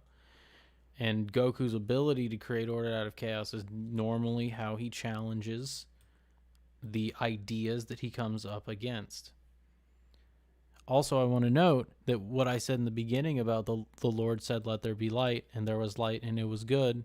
The Kamehameha Wave, every time it's used, creates a white light, brighter than anything. Like, look at this. We were talking about how washed out this frame is. It's like when they first show it every time, it's just blown out. I couldn't get a less blown out frame than this. This is as clear as this scene gets, because everyone is just damn near blinded by. Because Roshi is invoking divine power. That's why it's so bright. That's why it's all white. And I do want to mention as well that he is wearing shades here, sort of protecting himself from the light of this Kamehameha. He is not affected in the same way as other people. He's keen to it. He's wised up to the enlightenment of it. Mm-hmm. And so, tying back to my original analysis of his shades, that the shades would protect him from enlightenment as well. We see that here. Exactly. We see an instance of it. So what I was saying earlier about him doing the physical manifestation, or let's say the physical paths, right? You have to be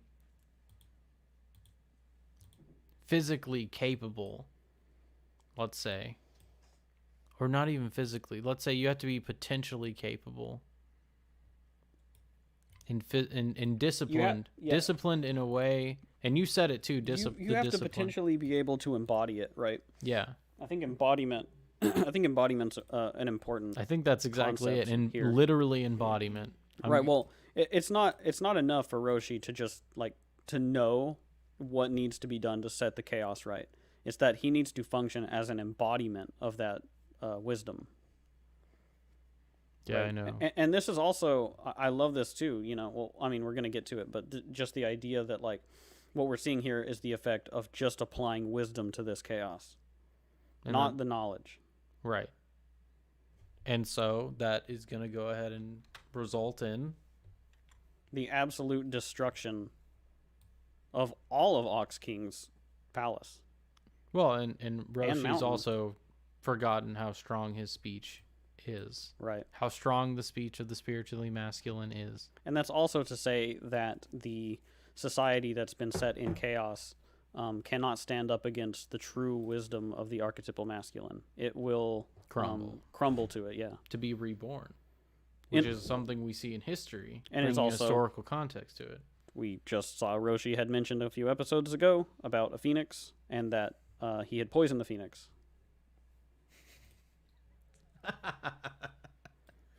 And it's just funny to think about these ideas and kind of bring it back up. These little one-liners, the idea of the phoenix obviously representing the death and rebirth of a thing through fire. And so we see that everyone should be pretty upset by this, right? I think the Ox King should be definitely upset, except he said exactly what he needed to, which is that he would be willing to give up all of his treasures to get rid of the fire. Right. And he did. Here And it is. so he did. By becoming subject to that spirit that Roshi is. Subordinate to it, yes. He accepts the consequences that only wisdom can give you. And the only consequence that wisdom can give you is a new mode of being. A new way to be that you don't get to just build on top of another kingdom, I would say. You need to build it. So the concept isn't getting the kingdom. The concept is building the kingdom. And that is why here we're seeing Especially when everything you've is lost destroyed, your but way, you have to restart. well, everything is destroyed, and we think that everyone should be generally upset by this, but that would be why in a situation like this, it's not just because it's a children's cartoon where people are happy and they don't get mad about things. There is a reason that the Ox King is still appreciative. Mm-hmm. And I think we have a frame of that. I think where he's saying it's oh, this is great. Well, first we have this, what I was saying. Yeah, you had mentioned that. He doesn't realize how strong the speech of the spiritually masculine is, and what Brok said about how a crumbling society and chaos can't stand up to that type of order. Mm-hmm. It would crumble first. Right. Well, that wisdom, it would be poison. The phoenix would be poison. Yeah, it would be the poisoning of the phoenix. It would be saying like, okay, this thing needs to be reborn. Right. But then we have, of course. Yes. Don't worry about it. We can always build a new one. I love it. The Ox King in this. He looks great. He always looks great, dude. Every frame of the Ox King. Like, sometimes he looks especially derpy. It's just great, though. Like, early Ox King is so great. Man. Never mind. I was going to say something. There are stars, too, on what he's wearing. So, just notice that. Yeah, I didn't comment on that. But yeah, there are stars right there where his nipples are, I suppose. Well, just the fact that he's adorned with stars as well. Stars on Roshi's shades, stars on the Ox King's clothes. Yeah, it gives that galactic, cosmologic. Yeah. Reference. But yeah, the Ox King is happy here because he can build a new one. We can always build a new one. He has the right attitude now. He's been set straight by the spiritually masculine. The societal masculine has been set straight by the spiritual masculine and now can proceed to rebuild society. Right. If there's anything more, any message that we as human beings in the United States could take, that's the message we should probably take. Yeah. In this year, 2021, I feel like maybe the year of our Lord. The year of our destruction, possibly, but hopefully the year of our Lord. I think this is something that people could take to heart. It's the attitude of rebuilding, though. The positive aspect of a rebuilding. Moralizing that we're trying to do here. The potential. And so then we get Goku wants to do amazing things like Roshi has just done. He wants to create order out of chaos. He's been aiming towards that anyways, right? It's already been part of his path. It's already been part of his path, so he needs to do this as well. Roshi tells him it takes 50 long years of training to master the Kamehameha, so it takes 50 long years of training to instantiate the idea of the spiritually masculine such that you're able to create order out of chaos. Right, that you're able to understand the wisdom and be able to figure out how to use that wisdom to create order from chaos. It's, the idea of Roshi also being the old hermit. It's like, you have to be like me. Like, you have to have put a lot of time to find that wisdom to be wise like me, right? And the amazing thing that we're learning, or not learning, but it's being pointed out to us, is that wisdom doesn't just come from that. Right, but I do want to point out what Chris Sombra said. When Ox King said he would give up all his treasures, Roshi says, no, you don't have to, that would be wasteful. If Roshi wills it or not, like, unwillingly, Roshi is the one that makes that happen. Mm-hmm. It's kind of a funny thing about Roshi's character that, and it also ties into that flawed nature of Roshi's character that Roshi, the person, thinks that exact thing, that it would be wasteful to just throw everything away to save things. But he doesn't have the Bansho fan. The logical, not the spiritual, right? And so So he knows it would be wasteful, and he was wasteful in not having the knowledge to make him not lose everything. So he can't embody everything that he could embody because he doesn't have that knowledge anymore because he let it go to waste.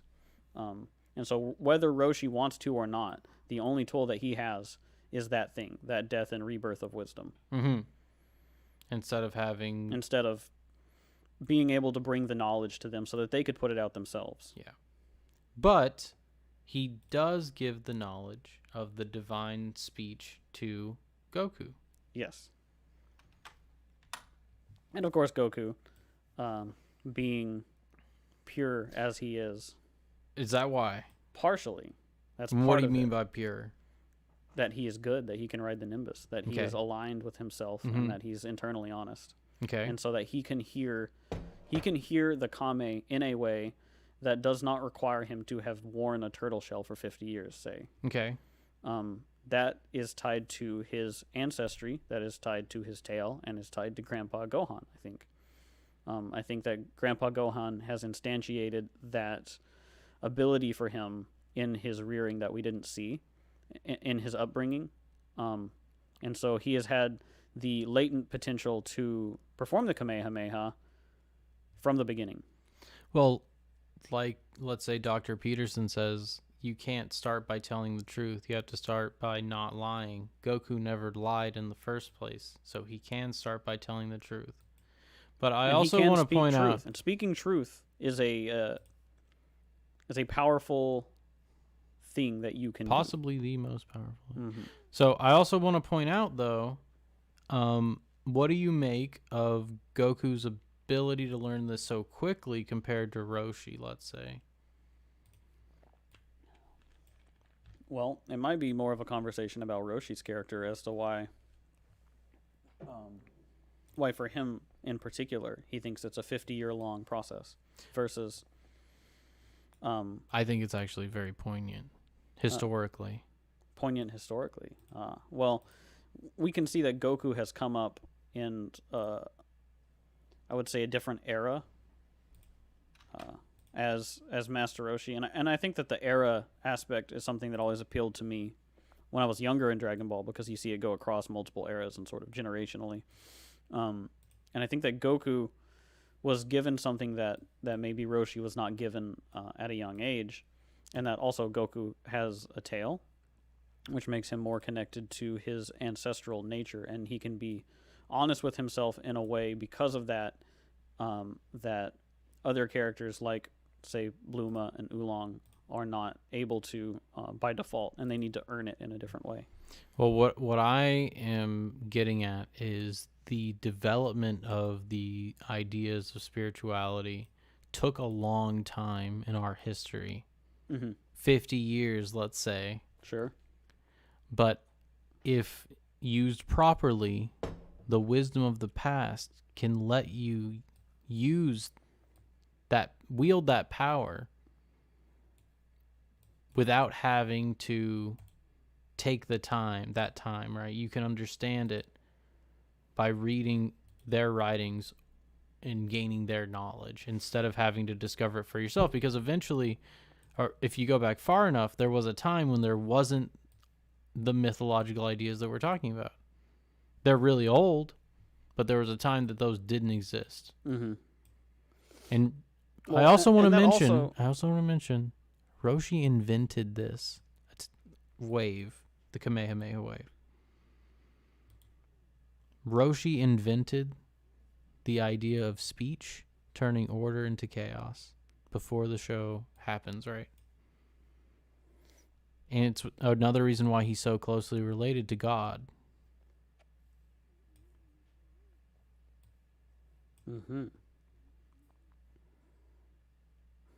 Well, I also think that there's, if you're going to tie that into God as a concept, and we can kind of break out the pieces of God that are being represented in different ways, you've got sort of a God the Father idea as well, that I think that we see Goku's relationship to the God the Father, the archetypal father as such.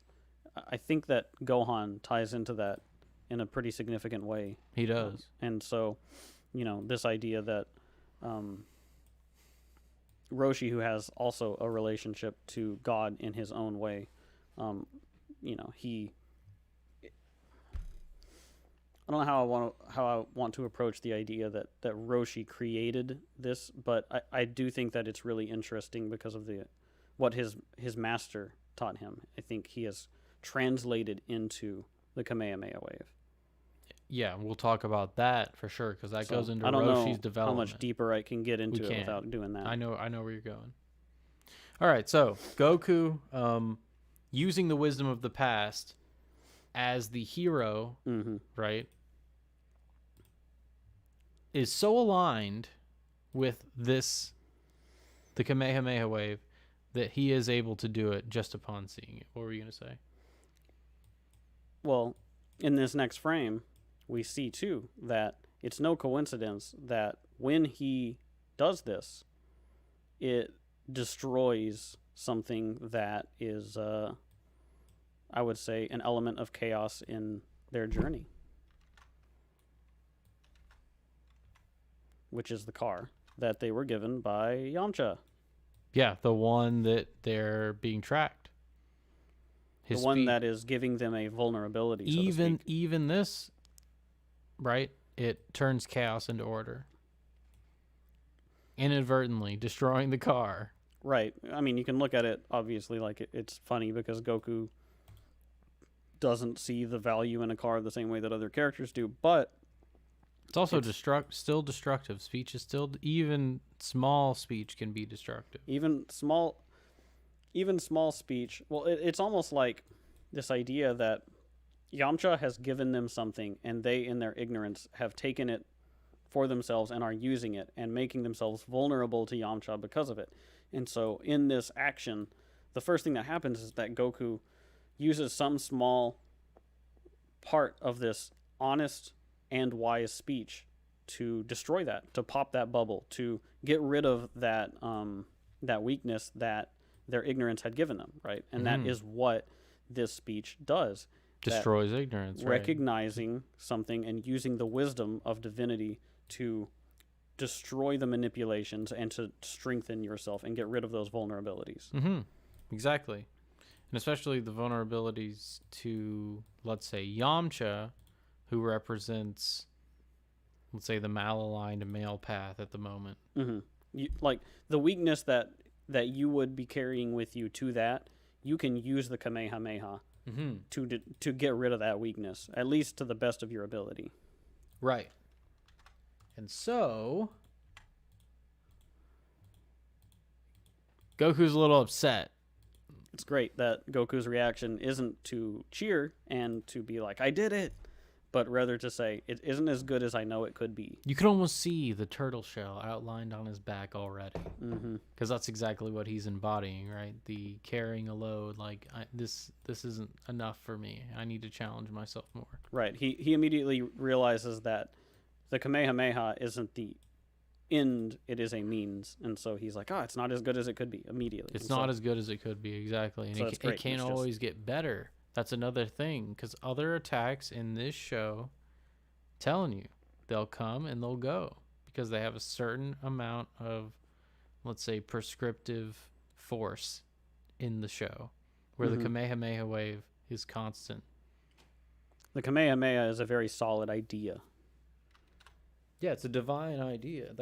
And it's why it's Goku's main attack, let's say. And so the old timer turtle hermit. I just like that line.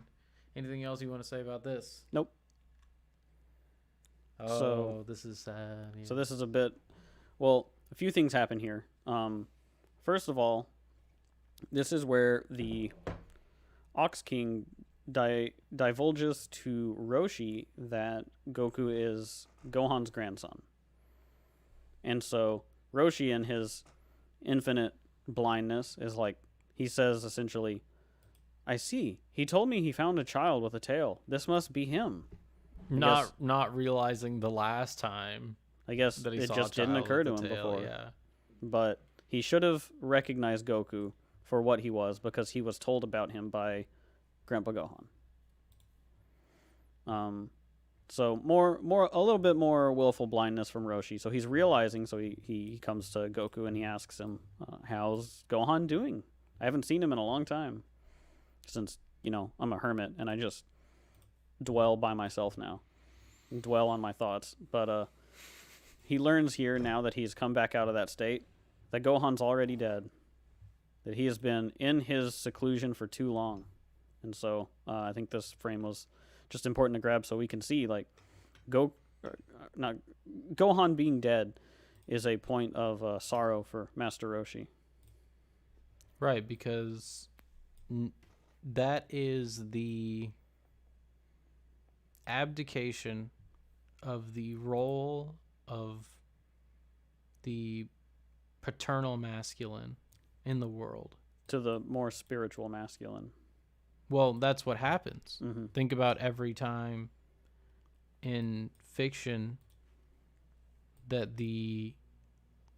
let's say the paternal masculine, Gandalf, right? Dumbledore, right? Who else? Let's say Mufasa. Mm-hmm. Those are all, they all get separated, let's say, from the hero pretty early on. And then the hero is guided by the spiritual masculine, right? Rafiki. And in Gandalf's case. And also I think that there's, speaking of, I think there's also a similar thing tied into the hero's journey as well, why heroes always seem to be losing their paternal masculine figures, and then they need to reach out and find the next they could be tier losing of them knowledge or physically, wisdom. they could be losing them in their own way, like they could actually lose them, like Pinocchio physically loses his father, or like and has to go in into a the really belly of the beast. in a less elegant way. It's like Harry Potter. Like the story starts out as his parents have died. I should have said that instead of Dumbledore, but yeah. Right, the paternal masculine is missing from the very beginning. And of Harry Frodo. Potter. Right. Frodo separated from Bilbo, Well, not Gandalf. Not only that, Frodo's parents are dead. So well, that too, yeah. we don't touch on that in the movie, but there's a mysterious death to his parents, and that the next tier is that Bilbo has taken him in, and then he needs to go beyond Bilbo, right? To Gandalf. And that's the spiritual masculine that takes over in the adjustment of young men when their paternal masculine is absent. And that's not to say that that's all that different from Dragon Ball. We don't actually see Goku's parents. Goku's parents are also gone at the beginning because he is taken in by his own Bilbo or Grandpa Gohan, and then his separation from Grandpa Gohan. Well, that's because the paternal masculine, right, it transcends that biology, right? Right. It's sort of the tiers of. So you have your biological father, mm-hmm. the father as such, the spiritual father, right? Mm-hmm. Well, we've got the biological father, the idea of the father, yeah, right? Exactly. The paternal spirit, mm-hmm. and then the actual the spirit of masculinity, which is above that in the hierarchy. And so that's why Roshi. Well, you also have spirit. the social father. Of course, there is the social father, and we're seeing that nest back in here. Yeah, he's nested. And I may not have read enough of Lord of the Rings yet to tie that metaphor in completely, but I think it's there. Mm-hmm. But yeah, that's archetypal. This is something that is, it's harder to unpack here in Dragon Ball. I think partially because of the complexity of it. It's a long series, and every episode has something to say. So, it's not as simple as just like, his parents are dead, and now he's got other parents, and now he's got a new thing. It's an orphan. But no, it's way more complex than that for Goku, and so, but it's here. It's throughout all of it. But right, and so Roshi is sad on multiple levels. He's sad to lose his friend. As the spiritually masculine, he's sad to lose the paternal masculine spirit, the idea of the father, mm-hmm. and he's also sad, I think, because he didn't do enough, right? Like he didn't even know. Right. In his, his seclusion, he wasn't there.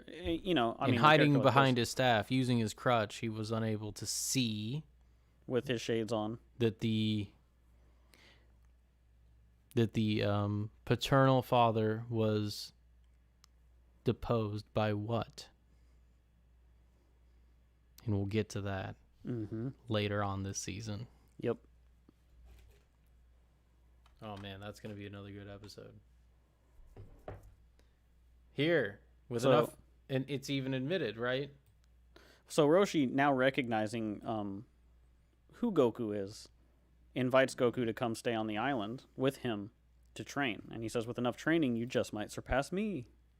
Right, and this actually is echoed later on by other, let's say masculine figures that Goku will run into. That you can replace me, but Goku knows that's not the path that he's on. He's not here to replace. Yeah, he's not here to surpass Roshi. He's here to surpass himself.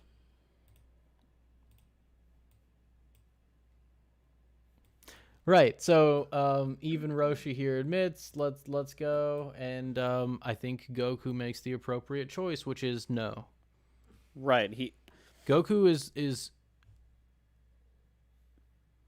on, let's say, such a path that he knows that it's not the time for him to take up his own. He still knows that before he can take up his own, he has to travel with this group of, let's say, representative archetypes in order to be able. Well, this is the first chaos that he really needs to conquer. He needs to bring the order to this party's situation before he can then turn inward, put the shell on. Well, it's not just that. It's also interfacing with all these characters and turning it, into a good situation, let's say. Well, it's almost like he needs to unite these ideas within himself as well before he can actually do what Roshi does. Right. And be like that, let's say. Yeah, and I think this first episode is really about a unification of all of the aspects of the self. And we'll see that. So, Bluma goes digging around and finds the 7-star ball. With the dragon radar, of course. She just zooms in, and then they look for... It's not easy. They look for a while, and then they eventually find the 7-star ball. Right when they think they're not going to be able to find it. And again, because the archetypal female can rely on the ancestral knowledge to find enlightenment, which is exactly true, because ancestrally, females were the first ones to be able to see different colors. It's why women see colors more vividly than men, because they, in evolutionary terms, they were the ones that would gather fruit, let's say, and you had to know distinctions of color in order to be able to get the right fruit and to be able to tell whether fruit was ripe or not, and be able to store fruit and know whether or not it was good to eat days after that. Those were all things done by, in our species, women. Right, and that fruit, obviously. And there's the fruit. In the biblical stories. Look at it right there. Well, I think it's interesting that the Dragon Balls are about the shape and size of fruit, and it's pointed out, I don't have a frame of it here, but this is where Yamcha now is looking at Dragon Balls for the first time. Yes. He's actually seeing them, and he's like, oh, they're smaller than I imagined they would be. And I think that's... Or actually, no, he saw them in the last episode, right? For the first time when they held them up, right? To Ox King, yeah. Right. Getting them mixed up. But I think that's why he said that, though. Partially, right? It's almost like they're gathering fruit. And I think that, another aspect of the development of our ability to perceive color and to see as well as we do, being tied into snakes and the archetypal feminine needing to protect the young from predators like these snakes, and the ability to see is also grown from that. And that's why in a lot of historical biblical imagery, you have the image of like the Virgin Mary holding up the baby Jesus away conquering from a serpent. Yeah. Maybe she'll have the serpent under heel, something like that. Right. That's an evolutionary. That's a religious expression of an evolutionary idea. Exactly. Yeah. And so. I just wanted to bring that up really, really quickly. just because this idea that the idea of Bulma's dragon radar and being able to discern this wisdom is that's also a little piece of it. A little piece. And we'll see that come in with snake-like figures and such. Snake. So, we wanted an establishing shot of the car. They have what they needed. Now they're gonna go. Right. I think it's really great here. So the Ox King says, "Well, now that your car's been destroyed, you're gonna need one. So you can use my car." And he gives them a car. And this car is not like Yamcha's car. Right. So this is the opposite of Yamcha's car, I would say. This is a car that not gained through ignorance. Empowers them rather than weakens them. Yes, exactly. And this is one earned given by society. Yeah. This isn't a car earned by helping society. Yeah, exactly. Rather than a sort of accepting something that you haven't earned from a spirit that doesn't serve to empower you. It won't weigh you down. And I also kind of want to just compare this car to all of the modes of being and the vehicles we've seen throughout the entire series. The vehicles representing this thing that can get you from point A to point B. Sometimes they're pathetic, like whenever Oolong tries to be one. And sometimes they're extremely powerful, like the Nimbus, and they can take you somewhere to an elevated position, and you can see where you're going and gain a perspective from that mode of being that you wouldn't be able to from, say, like the car that Yamcha gave. I want to say all of that because this car is significant. In that, and I think it'll come back up in a few frames, but I do want to point that out. This car is significant. Car significant. Okay, fair.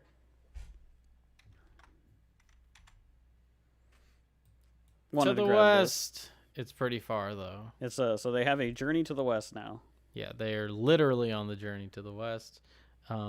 We have our cast of characters a little different from Journey to the West though, because in Journey to the West you had Sun Wukong, you had Piggy, which is a lot like Oolong, let's say. Not too much.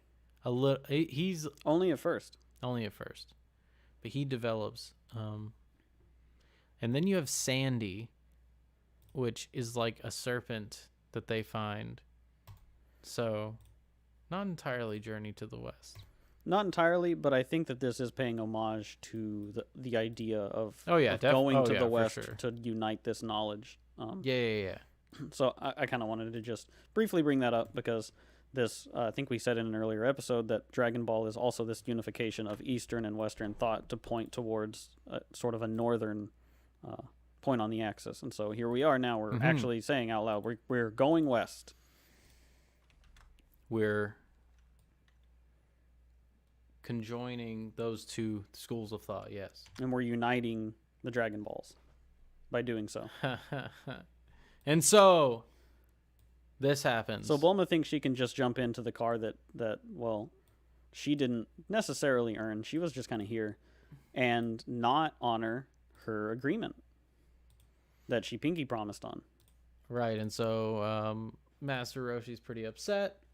He wants his he wants to poke. He wants to poke the boob. And so Bulma, being the extremely resourceful woman that she is, decides to exercise her power over a simp and create a trap. Yeah, that's one way to put it. I think that there's something to be said about Bulma's character in this scene. The idea that she thinks that she can use Oolong to get out of her agreement. And that she can...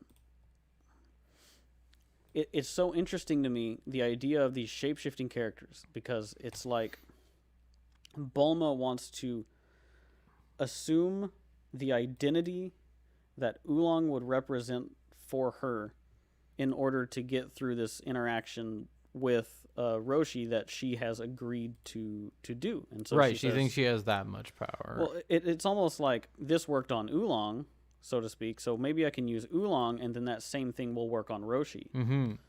And well, it's pretty funny How it plays out, yeah. what she gets for doing that,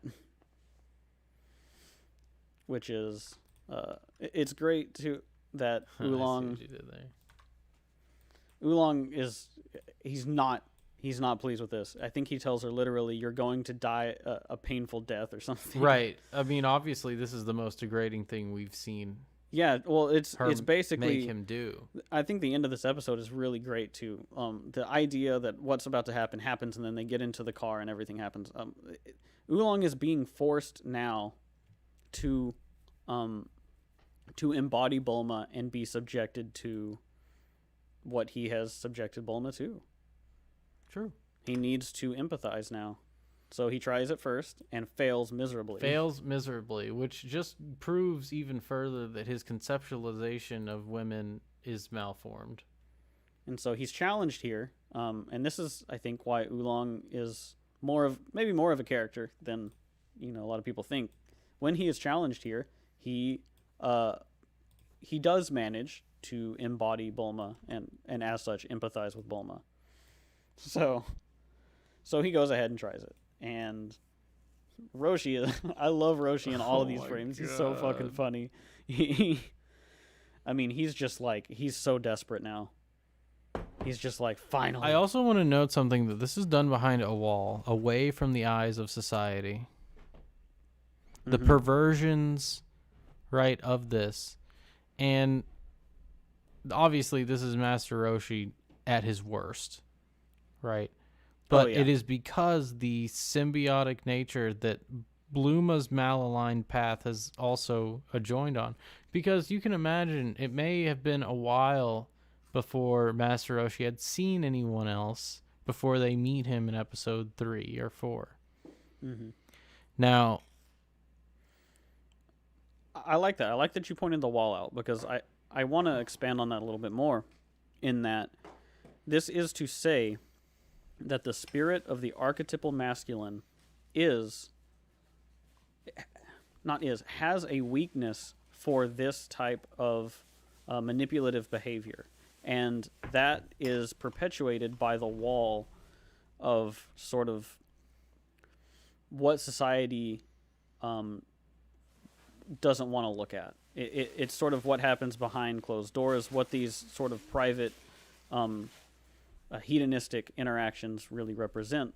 And so it's sort of this the ability for this to happen with, it's to say that this is masculine, I would say the archetypal man, like anyone who wants to embody the archetypal masculinity that we're talking about, has a weak spot for this, and it's because of that wall. Well, right, because but it's there's your ability to engage in it in a way that society won't recognize.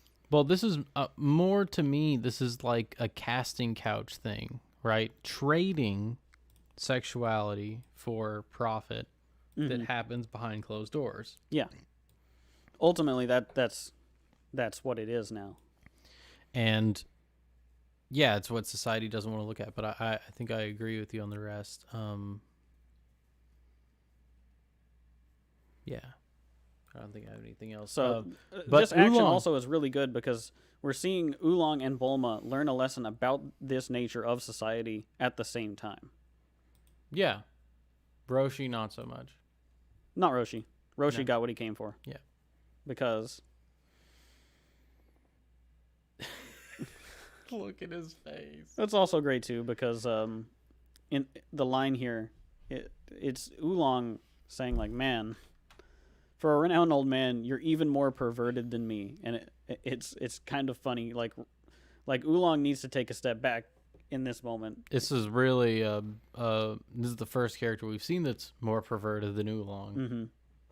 And so you kind of see Oolong now has to confront the idea of like, I'm disgusted by this. Oh wait, yeah, it's like do I want to embody this the same way that this. And Oolong's young this person still, is. comparatively. Mm-hmm. Hey. Yeah, Oolong is something like 14 or 15 or something. Like, he's pretty young. Mm-hmm. Which makes the scene even weirder. But,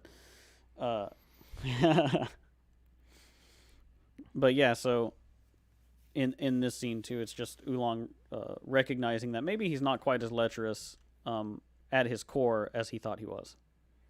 And maybe he doesn't want to be that way. So this is a growth for Oolong for sure. Mm-hmm. In fact, he's so empowered, right, by this, that he decides to take it a step further and get back at Bulma for doing this to him. Mm-hmm.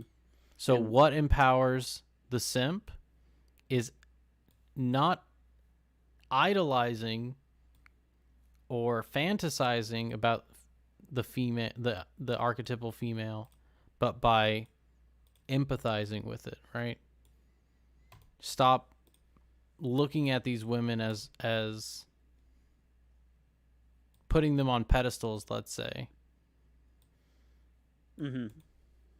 To sort of transcend your incomplete perception of them, and to view them. Well, I mean, that's why I was saying that he needs and to I don't be think able we to embody her see- to empathize with her. Yeah, and I don't think we see the piggy thing anymore, the PP thing anymore. Well, he has finally mastered. Mhm. It might come up here and there, maybe. Like it may be a threat, Maybe. I don't but- remember. but because I can't remember honestly. But it's like he has conquered this, not conquered, but by being able to now embody her correctly, he can control his idea of her. Right, and he can he's just gone through an enlightening experience of understanding his own flaws. So now he's a step above and can kind of break away. So he in this instance decides to take a shot at the one thing that I thought would hold dear. Mm-hmm. Now, I like to imagine this situation as maybe you're on someone's OnlyFans, and you've got some pics, you got some footage of them that they wouldn't, or maybe you've personally received some pictures from a girl, right? That they wouldn't want shared with somebody else. This is the case of Oolong saying, like, you know what, you have manipulated me for so long, and you have held this idea over me, but now I'm going to use that idea against you. Here's all your And so pussy pics. So it's like, this thing that you have used to weaken me is ultimately a show of your own vulnerability and weakness. And so it is. And so it is. Bulma's not happy about it. Why would she be? Because he's offering Roshi the opportunity to motorboat Bulma. Literally, yeah. And they walk through it in the show. I think that the English dub tries to find a really creative way around it, but you can see it in the subs. He's like, "Do you want to do a pafu pafu?" And then Roshi walks up and he's like, "A pafu pafu." And he's like, "Yes, a pafu pafu." That's whenever you put your face between the breasts and you go like this and you say pafu pafu. Like I put my hands up, squishing a couple of boobs together, since we don't have a video element. It's really funny though, because they go to painful lengths to spell out exactly what's going on in this scene. It is very creative of the English. And also it's making a mockery of what Bulma has agreed to do, right? To step beyond letting herself be seen to letting herself be touched. Mm-hmm. And Oolong is sort of the embodiment of like, okay, if you're gonna agree to allow here's yourself the to be extent touched, of that, yeah. then here is the logical extent of that. And so Bulma not embodying herself, but witnessing what that is, must now confront the nature of that mode of being. Mm-hmm. And she is not happy seeing herself do these things. Yeah, this is like looking in a mirror almost. Mm-hmm. And that's well, it's great because Bulma wants him to look just like her, right? And then she regrets it because now she is looking at herself. Exactly. And she would rather not. So, let's continue there. Oh, the shining light. Look at this. The shining light on this. The blinding light emanating off screen Pafu is the result. Is the result of the exposure of Bulma's titties. Yes. It's funny that they're a light as well, because we spoke about Yamcha being enlightened by that same exact, that same pair, let's say. Not not necessarily on Oolong, but you know. Yeah.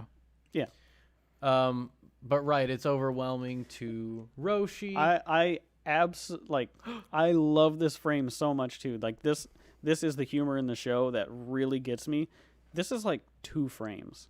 It took me a minute to get this shot because what happens is like it cuts back to cuts to Oolong as Bulma. He's like, see right here, and like lowers the bunny outfit, and you kind of like see that he's like revealing her breasts, and then it's like a quick cut, and it's like 2 to 3 frames of just like Roshi's face and the blood just going poof, and it's gone. Mm-hmm. It's super quick, and it's just so funny to like when I watched it, I just cracked up laughing. And then we get a funny tongue-in-cheek little scene right here where these fireworks are going off, and we're just getting dialogue between fake Bulma, Oolong's like fake woman voice, and Master Roshi just buying it and eating it up. And we're seeing these pink and green fireworks go up and explode, and they're shaped like something. Kind of just shaped like boobs. Kind of saggy, but I don't know. What is the W? Like the only thing that I could think of is that it was just it's just maybe it's like an ooh thing, it might be something that I just don't know, but yeah, it could be my interpretation is it was titty fireworks exploding in the fireworks, sky. Yeah, could be for sure. I would have to see the scene. But yeah, not a lot of significance to this. I just think that it's part of what's so funny about the show. But I think it's they cut away from it, right? Yeah, they don't show it happening, and then they just show. I mean, it's a sequence of like 5 seconds or something of just as it's happening, so it's pretty funny. And then, Master Roshi he's pretty pleased. It's great to be alive. I'm so happy now. He had a good time doing that. Blood everywhere. Disgusting. But right, I mean, this one we just get to see the effect on Master Roshi. I think we may have not gone through these as much as we should have to get some of them out. Do you have anything to say about this in particular? I thought maybe you might have something to say about why Roshi reacts the way that he does. You know, because we see before that Roshi challenges Bulma to flash her panties, right? And then she flashes him. He sees more than he expected to see, and he seems a little bit taken aback by it. His reaction now that he's not on the island and he's not with his consciousness is he goes full on indulgence, and he's just like blissfully happy about what he's done, right? Mm-hmm. So he doesn't have his conscience there telling him like, hey, this is bad behavior, this is something you shouldn't do. Like, this is sort of the unchained spiritual master. Well, I think this is actually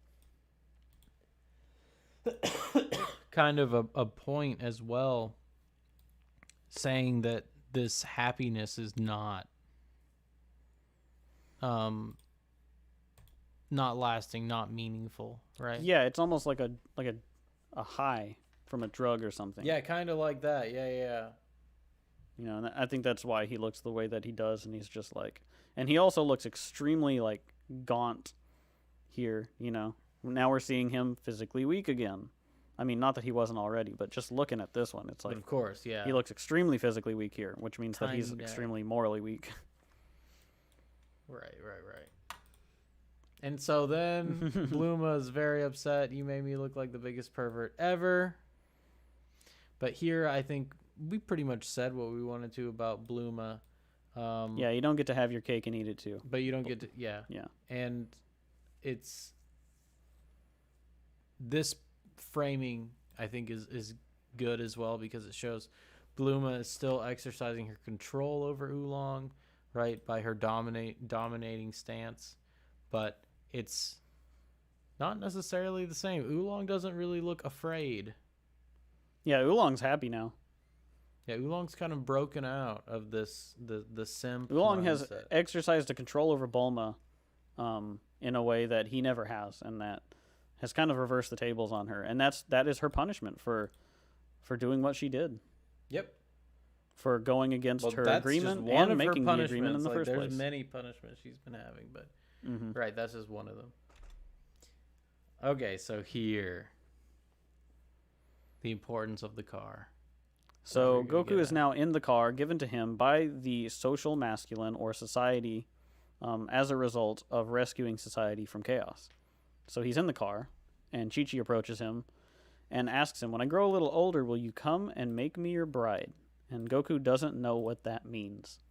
Not yet. Not yet, but also, so just to contextualize, this is the mode by which Goku can continue his journey, right? So it's intrinsically linked to Chi-Chi because Chi-Chi is part of that societal structure. Right. Well, that's why Ox King is trying to get her to marry somebody. He's, saying, "Oh, you should marry my daughter. I hope you're good enough to marry my daughter." Like, it's something that he's focused on because it is necessary. To be scrutinous. And it is also necessary that you find that unity between the archetypal feminine potential bride and the archetypal masculine to recreate the society once the chaos has been put out. Mm-hmm. It's necessary, and it's re-nest the let's say paternal father. Right, and that the person who is going to do that needs to be held in a high esteem by that societal masculine figure. Yes. And so, I think that's pretty much all we had to say about that. I think the next frame here, Goku agrees, not knowing, and it's I think this is a result of Goku's orientation pointing him in the right direction regardless of his consciousness of the right direction. Like, he's not consciously making a decision here, but this is the right decision for him to make. Right, he recognizes that if it makes her happy, then, like, sure, why wouldn't I want to do that? Which is the basis, right? And that should be the basis of the relationship between the two, is that, right? Is that he should want to make her happy, right? And and he is inclined to be that way just because he's good, right? He knows that is he recognizes that as a betterment or a good thing, and so by default, the archetypal masculine. It's really strange why they cut it out of the dub. What do you mean? Because in the dub, she asks Goku, "Will you ever think of me again?" And he's Oh, like, right, sure, yeah, I'll think of you. And then she's like, "Oh my gosh!" And then she blushes whenever he asks her that question, and it's kind of like, okay, she's kind of she's just super shy, and she's kind of ashamed by the idea of it, but kind of, yeah. But this lays it out way more archetypally. Yeah, this is the actual meaning behind it, right? Which is basically he tells her, if that's what you want, then sure. Mm-hmm. She is blushing, and it's great to hold this scene up right next to what just happened with Roshi and Bulma as well, this is the improper relationship between masculine and feminine. Here's a proper relationship between masculine and feminine. And the relationship displayed here, we'll see echoed across the series as we continue. Finally, we get to old Yamcha. So Yamcha's been here this whole episode. Just watching everything happen. He doesn't do anything the entire time and doesn't say anything of significance. At one point in the dub, he mentions his Wolfang Fist again because he needs to, because he's on screen. And then he doesn't even say it in the Japanese. The English dub loves the Wolfang Fist. Wolfang Fist! I don't even remember when he says it, but it's sometime around this scene. So yeah, I think it's interesting here that by watching everything that's happened, though, Yamcha's got a trick up his sleeve now. He just pulls this car out of nowhere, and he's like, I'm pretty sure we have a capsule of a car that can just keep up with that car. Which is to say, I think I figured out a mode of being that'll just let me keep up with them. Mm-hmm. And I can just follow them to the next one. So he just pulls this capsule out of his ass and has a car, just like the one that they just got. Is it just like it? Pretty much. I mean, the reason I say it's just like it is because they're both hover cars. Mm-hmm. And so I think it's in the next frame here that we see, this car flies like the Nimbus does. And the whole party can ride in it. I forgot about that. Yeah. It doesn't show Yamcha flying in his car like this. Maybe it can, maybe it can't.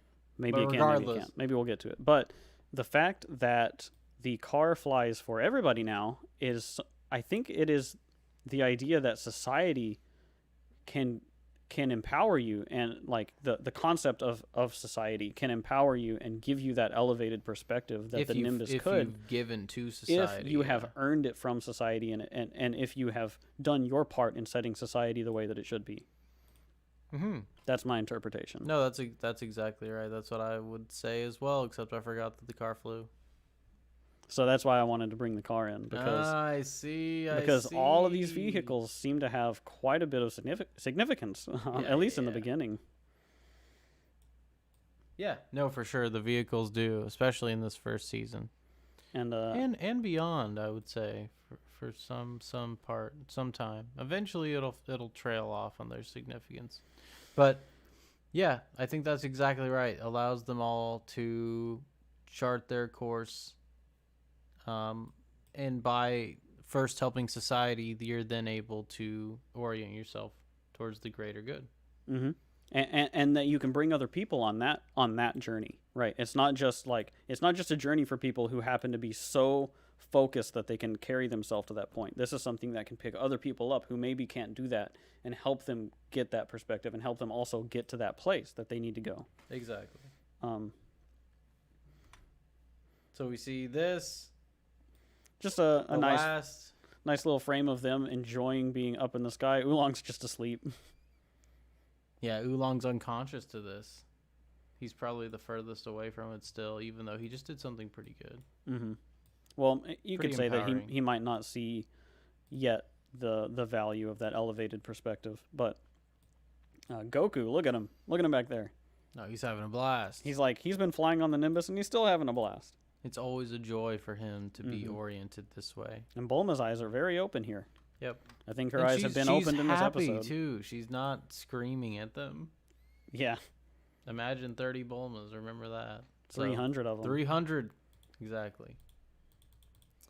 All right. So let's wrap up this episode. Well, we got one final frame, I think. It's just Yamcha watching them go away off into the sunset. Or maybe it just got deleted. Guess it's not there then. So... Hold on. No, you're right. Yeah, there it is. And he is flying, it looks like. Yeah, he seems elevated. I don't remember if he's hovering. He's definitely flying. I don't know if he's hovering way up high or if he's just like above like a cliff. Yeah, it's kind of weird, but yeah, so now we have Yamcha doing what Yamcha do for the past few episodes, which is sit in this mode of being and watch them in their mode of being and just be like, I'll just keep imitating that and we'll see where it gets me. Hopefully I can just have the reward by doing this. Well, it's gotten him It's gotten him pretty far. Pretty far, yeah. Just by imitation. Sure. Gotten him pretty far. Okay, now let's talk about this episode as a whole. Yes. So the Kamehameha Wave. I think the significance of that title is just that. That's the primary focus of this, is that revelation about the divinity of the energy blast known as the Kamehameha Wave that's used throughout the series. That's the crux of it, and I think the mythological interface between masculine and feminine before and after that event are just the perfect bookends for it. Absolutely. I mean, we've been building up to this, and I think that this is a good sort of like it's not a midway point, but this is a very important stopping point in the analysis. Not a stopping point, but a good point to sum up what's happened so far, right? Because up until now, there has been a constant back and forth and interplay between the masculine and feminine. Different characters embodying it in ill-formed ways, manipulating each other, being internally dishonest. And the Kamehameha Wave is this blast of enlightenment that happened here, that everyone witnessed. The Logos expressed. Right? And also, in making a contract with that blast of enlightenment, everyone is... it sort of lays bare the insufficiencies of the behavior and also the relationships that people have with those concepts. Mm-hmm. Especially Bluma. Especially and Bluma, Oolong and since she enters a contract into that spirit. It's almost itself. like an unholy contract. Mm-hmm. Well, it's the unholy contract that you can glean wisdom from. Mm-hmm. You know, just that basic idea that you can take wisdom away from negative experiences or from your own failings or your own vulnerabilities being exposed, even, you know. Right. And yeah, I think it's poignant as well that it comes now in the story to speak about Goku and Chi-Chi at the beginning of the story here. This is the first time they meet. They travel to get the Bansho fan. We'll see an echo of that later on. But I think it's important to note that the beginning of enlightenment is the beginning of this episode, which is about that turning chaos into order, spawns from the joining of those two ideas, right? Mm-hmm. Yeah, well, I mean, boiling it way down to the archetypal order and chaos, feminine and masculine sort of dichotomy, you know, where we are really getting down to like the unification of the ideas of the order and chaos that feminine and masculine, or I should say masculine Which and feminine respectively, need to be put together. Yeah, and you could say that's symbolized in the Bansho fan. Right, and we see that in sort of the knowledge and wisdom, sort of the coming together of those things as well, where you see the knowledge being the masculine, the information that has been mapped and collected, and then later we'll see named and then the potential categorized, in that unmapped thing. and then the wisdom in the feminine that is the guide, the thing that can point you towards what to do with that knowledge. Mm-hmm.